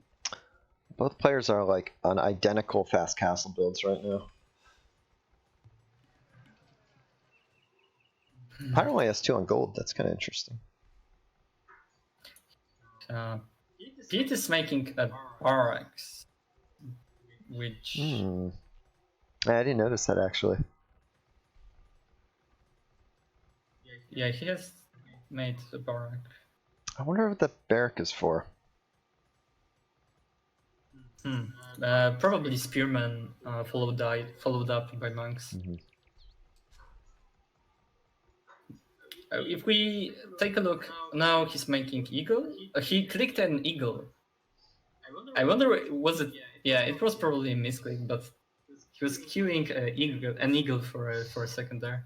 Huh. Yeah, he's making an eagle, definitely. Wow, is he gonna try to go for eagles? Or maybe he's just making a few to defend the relics? Well, even if we have relics against Slavs, it doesn't mean too much. I mean, it means a lot, but as well, you need to invest into monks and infantry to do that.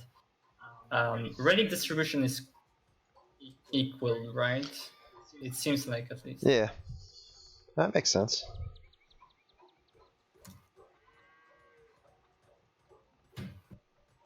Yeah, Pete does need to put a little bit more in gold. Something that Ibot's saying. He's got 6 on gold, but that's not, I guess, quite as much as you want.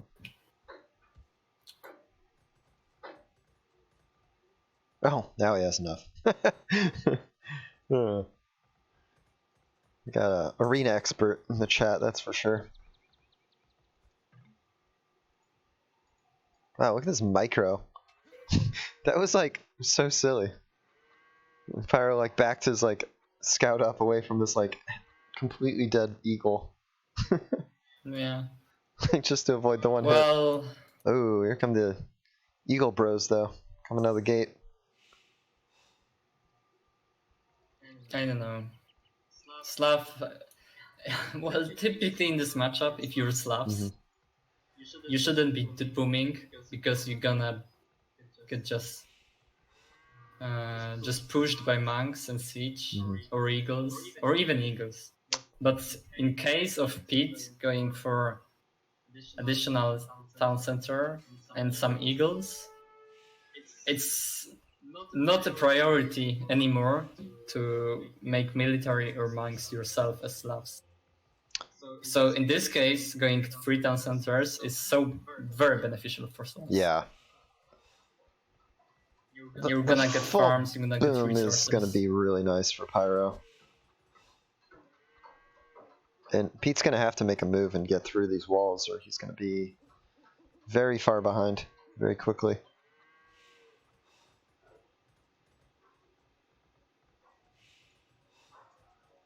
Pyro made the monastery. So he was thinking about getting a relic. At least one. Yep. Pete's going for a relic out here. Trying to convert an eagle. He's going for two relics. Okay, yeah. Yeah, and Pete's got these eagles positioned on the few of the relics. Maybe just this one up here. Super annoying. And he got a conversion. He's trying to block an eagle with his scout, but the eagle just go through the scout anyway. I don't know if that conversion was worth it. I mean, Probably. Pyro is not getting any relics this game. But well, if Pete ends up with all 5 relics, though, that's a big difference in terms of gold income. Especially over the course of a game, you know, that's massive. Especially with Aztecs, right? Like, you don't want to give Aztecs a bunch of extra gold. yeah, you don't want to, but you cannot do anything at this point. Yeah, no, I would agree. I think it's still not that bad for Pyro. It could have ended up much worse. He's booming with 3 town centers. Remember that his farms are so much better. Yeah, let's check out the Vil count. Sorry, I thought I had the overlay on Vils, but I didn't. Pyro has 50 villagers, so it's 7 more than Pete's. So Pete has. Yeah, substantial lead. Not insane, but definitely measurable. But that'll continue to go up. I mean, 3 TCs versus 2, and plus the Slav farms. Like, Pyro will just keep his villager spam going until he reaches over 100, and will definitely be up to Imp faster than Pete, most likely.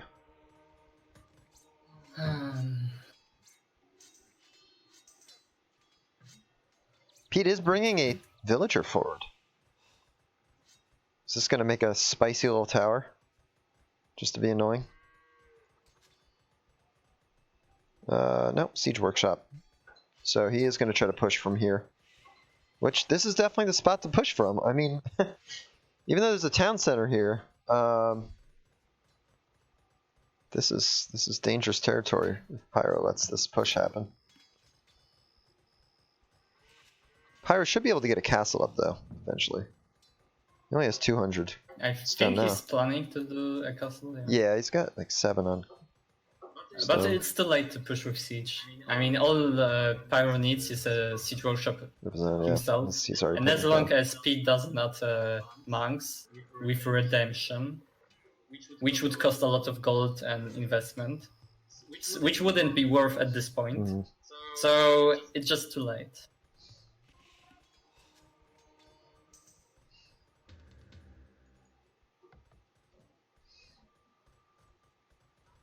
I hope Pete can make it work. Yeah.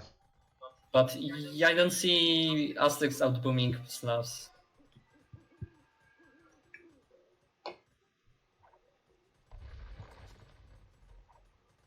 This strategy with Aztecs would work against many other civilizations. But Slavs is kind of a different civilization on its own. Micro with Mangonels? That was decent micro there from both players. They both got out of the way. Pyro had, yeah, but Pete had a little bit better shot. I would delete the. Oh, so okay, so Pyro is making light cap. He's probably expecting Pete to go monks, like heavier than he's doing. Pete's going imp right now. Yeah. This is the only thing he can. I mean, he needs to. I don't know. Well, he has 5 relics, but as well, you still don't want to. He's making archery ranges. Go to post-imperial. Is that for? Oh, that's a nice thing. Yeah. Yeah, going arbalest. Because eagles don't work against Slavs. Not really. Wow, especially late game. Eagles against Drazina champions. That's a fun fight. Yeah, and it's huge investment for eagles, right? Yeah, it's true. Because the problem is if it doesn't work, you already invested so much into upgrades.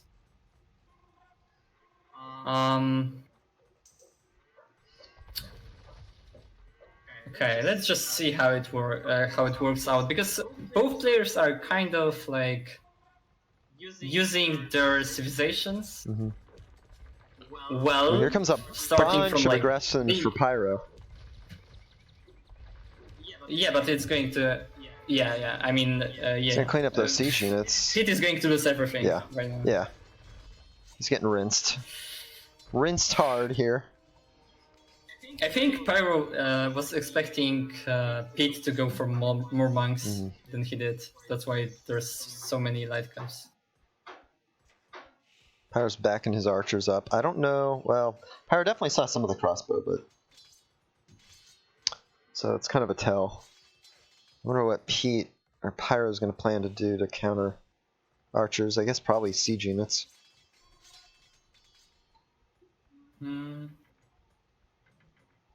But those arbalests are dangerous right now. Those are very dangerous arbs. They're not going to be able to get through Pyro's defense like just on their own, but they can take out any army that Pyro's able to make right now, basically. I think I would just go for skirmishers. And force my enemy to go eagles. Yeah. And like then I would switch things up. Let's go with boyars. I'd like for Pyro to send one military unit to scout, and he did just that. And he sees arbalest now. Arbalest, yeah. I wonder what will he do to kind of counter that. What is his answer? So he's making scale birding. Probably mounted units.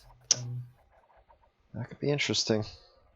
Depends on how many arbalests Pete's able to get out. I mean, this is a pretty good cavalry over here right now.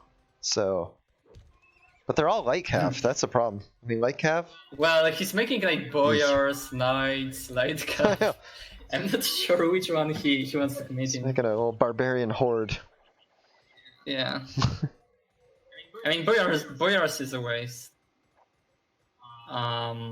You think so? Yeah. Yeah, I think so. Especially that he sees arbalest right now. But even before that. So he started the boyars when he saw the eagles. So that's fair. If you thought Pete was still on eagles, like boyar are a pretty good unit in that situation. Against eagles, yeah.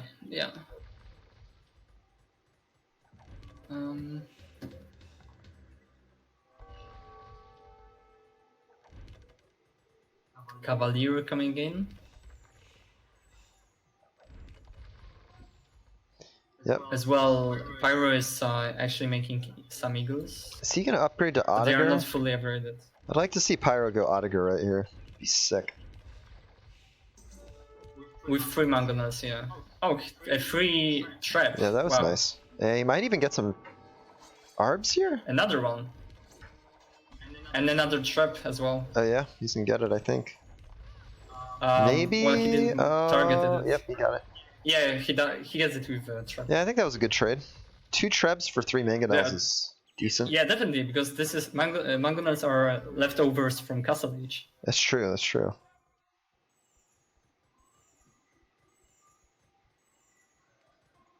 But yeah, Pyro can definitely turn up the heat here now. He's 30 villagers ahead.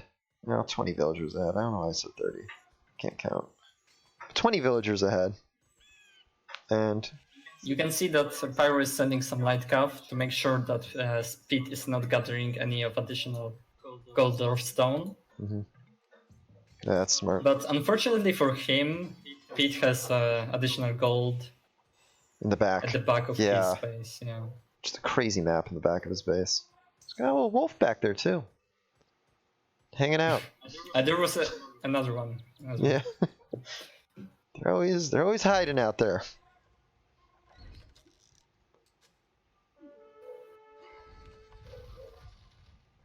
Map hacks. Yeah, it's kind of map hacks. I hate to say it.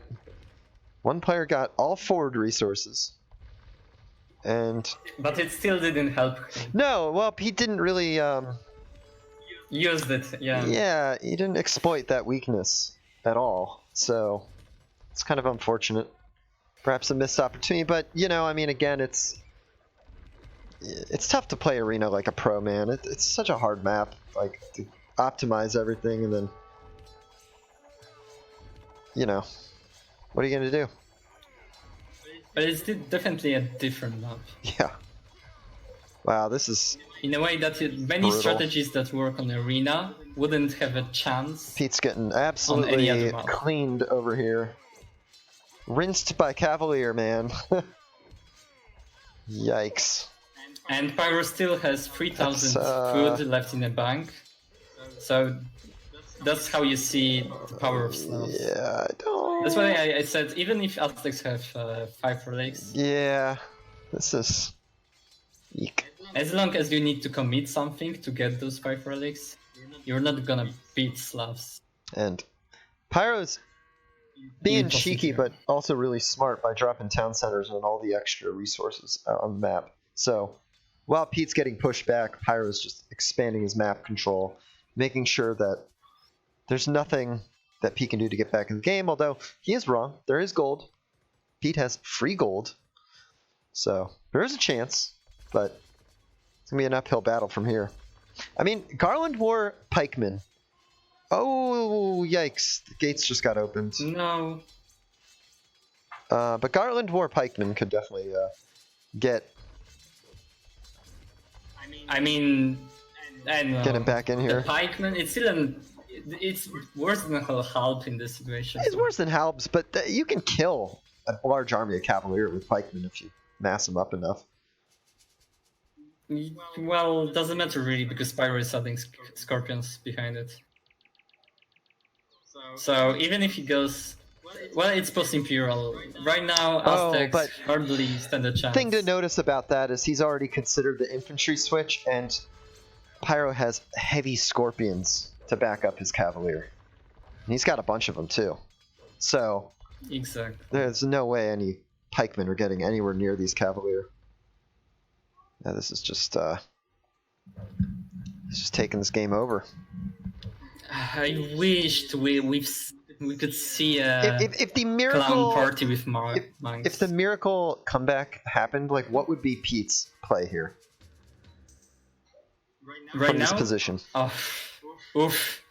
You're asking very hard questions. No, I know. Definitely upgrade to Siege Onager with engineering. Okay. Yeah, he's got try to do a second layer of walls. Okay.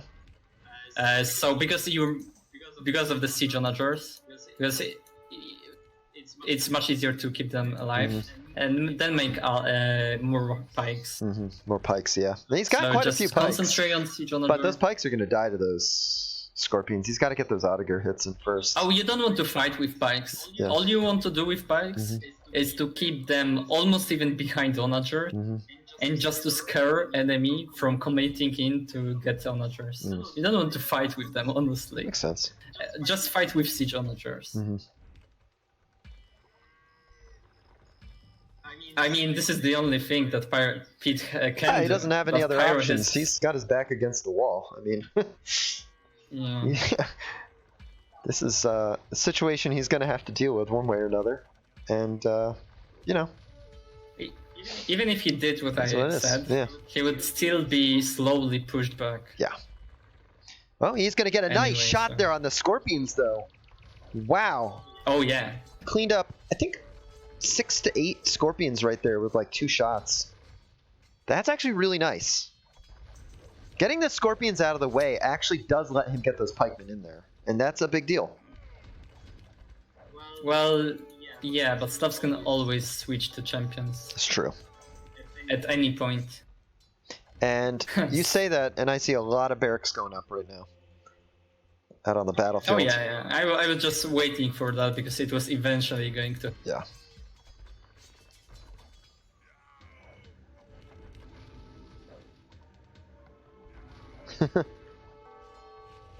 But those were nice Onagers, for sure. I mean, those got some crazy damage.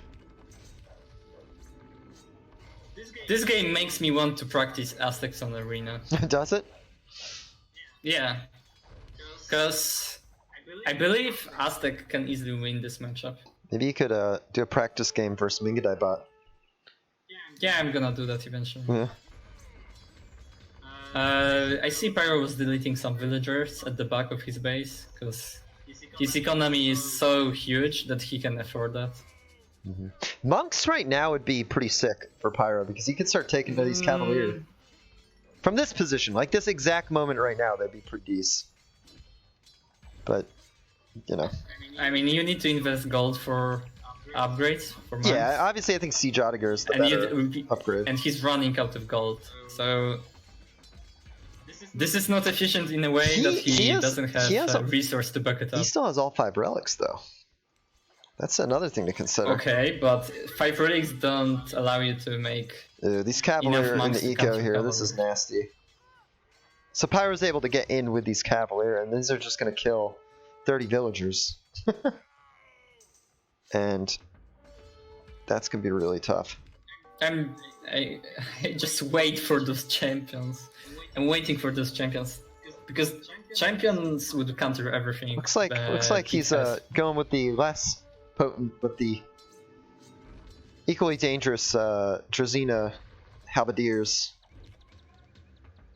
Well, you can see that Pyro right now has almost 5k food, 1k, yeah, 1500. He doesn't have as much gold, like but if he just spams Halberdiers like into Pyro, he can just sell for champions. I think this is even better, even if it's the lowest price. Because well, because they're champions with Drazina. I mean, you can kill everything. And from Pete just took a beating. I mean, even though he lost, like Pyro sacrifices military to do this, but you can just see the dead villager bodies just scattered all over the place. I mean, that was a big hit to his eco. Actually, Pyro wasn't making any military after he lost Cavaliers. He had 140 population and a lot of resources. That's why he didn't push immediately after the loss. But it shouldn't matter in the end. No, this is going to be a very tough spot for Pete to somehow get back into. Because the resources are...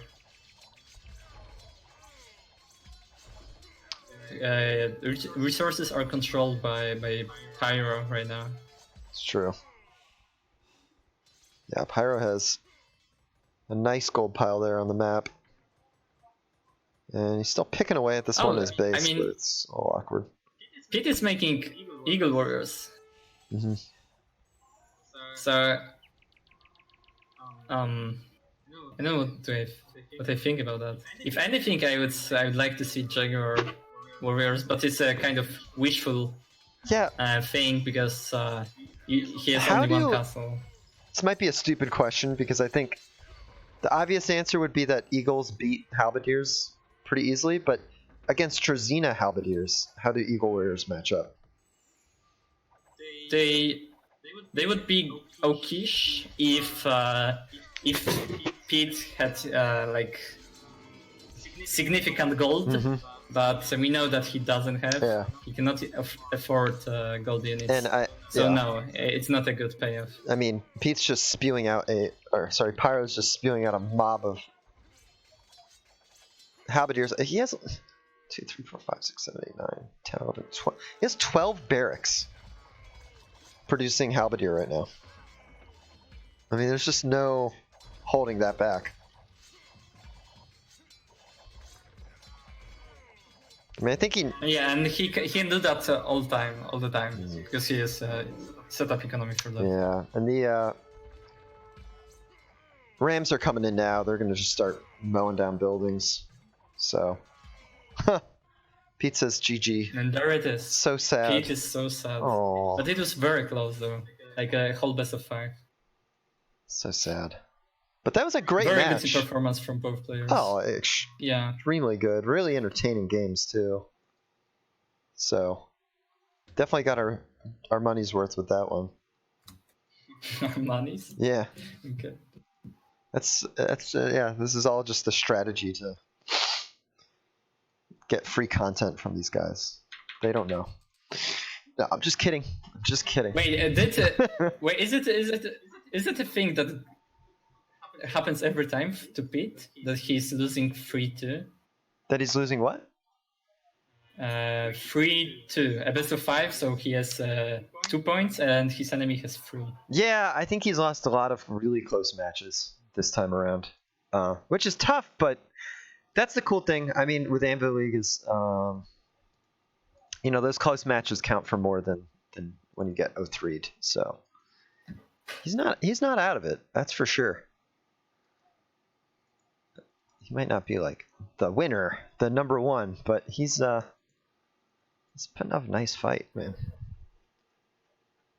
Definitely putting up a nice fight. Pyro's so good at 1v1. I mean, he's just a monster at 1v1. Pyro beat Collins in his last Anvil League match. Oh yeah, I've seen that. That was very surprising. Yeah. I mean, I guess the assumption is that like Collins is like the de facto top 1v1 player in Anvil right now, but Pyro is he's saying, wait. I'm getting good, man. I'm putting in the practice. Don't count me out. So he's saying Collins way stronger. I mean, I don't know if way stronger is that, but you know, is he stronger? Perhaps. But you beat him. You can do it again.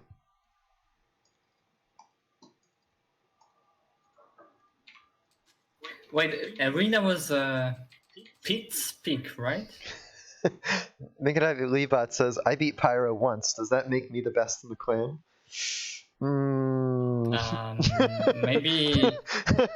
Maybe on Arena when so here's the logic. Has Aztecs and his enemy Mingadai Leebot beat Pyro once, and I've beaten Mingadai Leebot before. Actually, I've beaten him more than once. So that makes me the best in the clan, right? Okay, can we go even further with that? Yeah. Was there a player that beated you, being lower rated? It doesn't go much lower than me, man. I'm kind of the bottom of the barrel, I'd say. Ultra is actually saying that he's taking the crown. Yeah, Ultra's beat me many times. So Ultra is a new champion of Anvil League.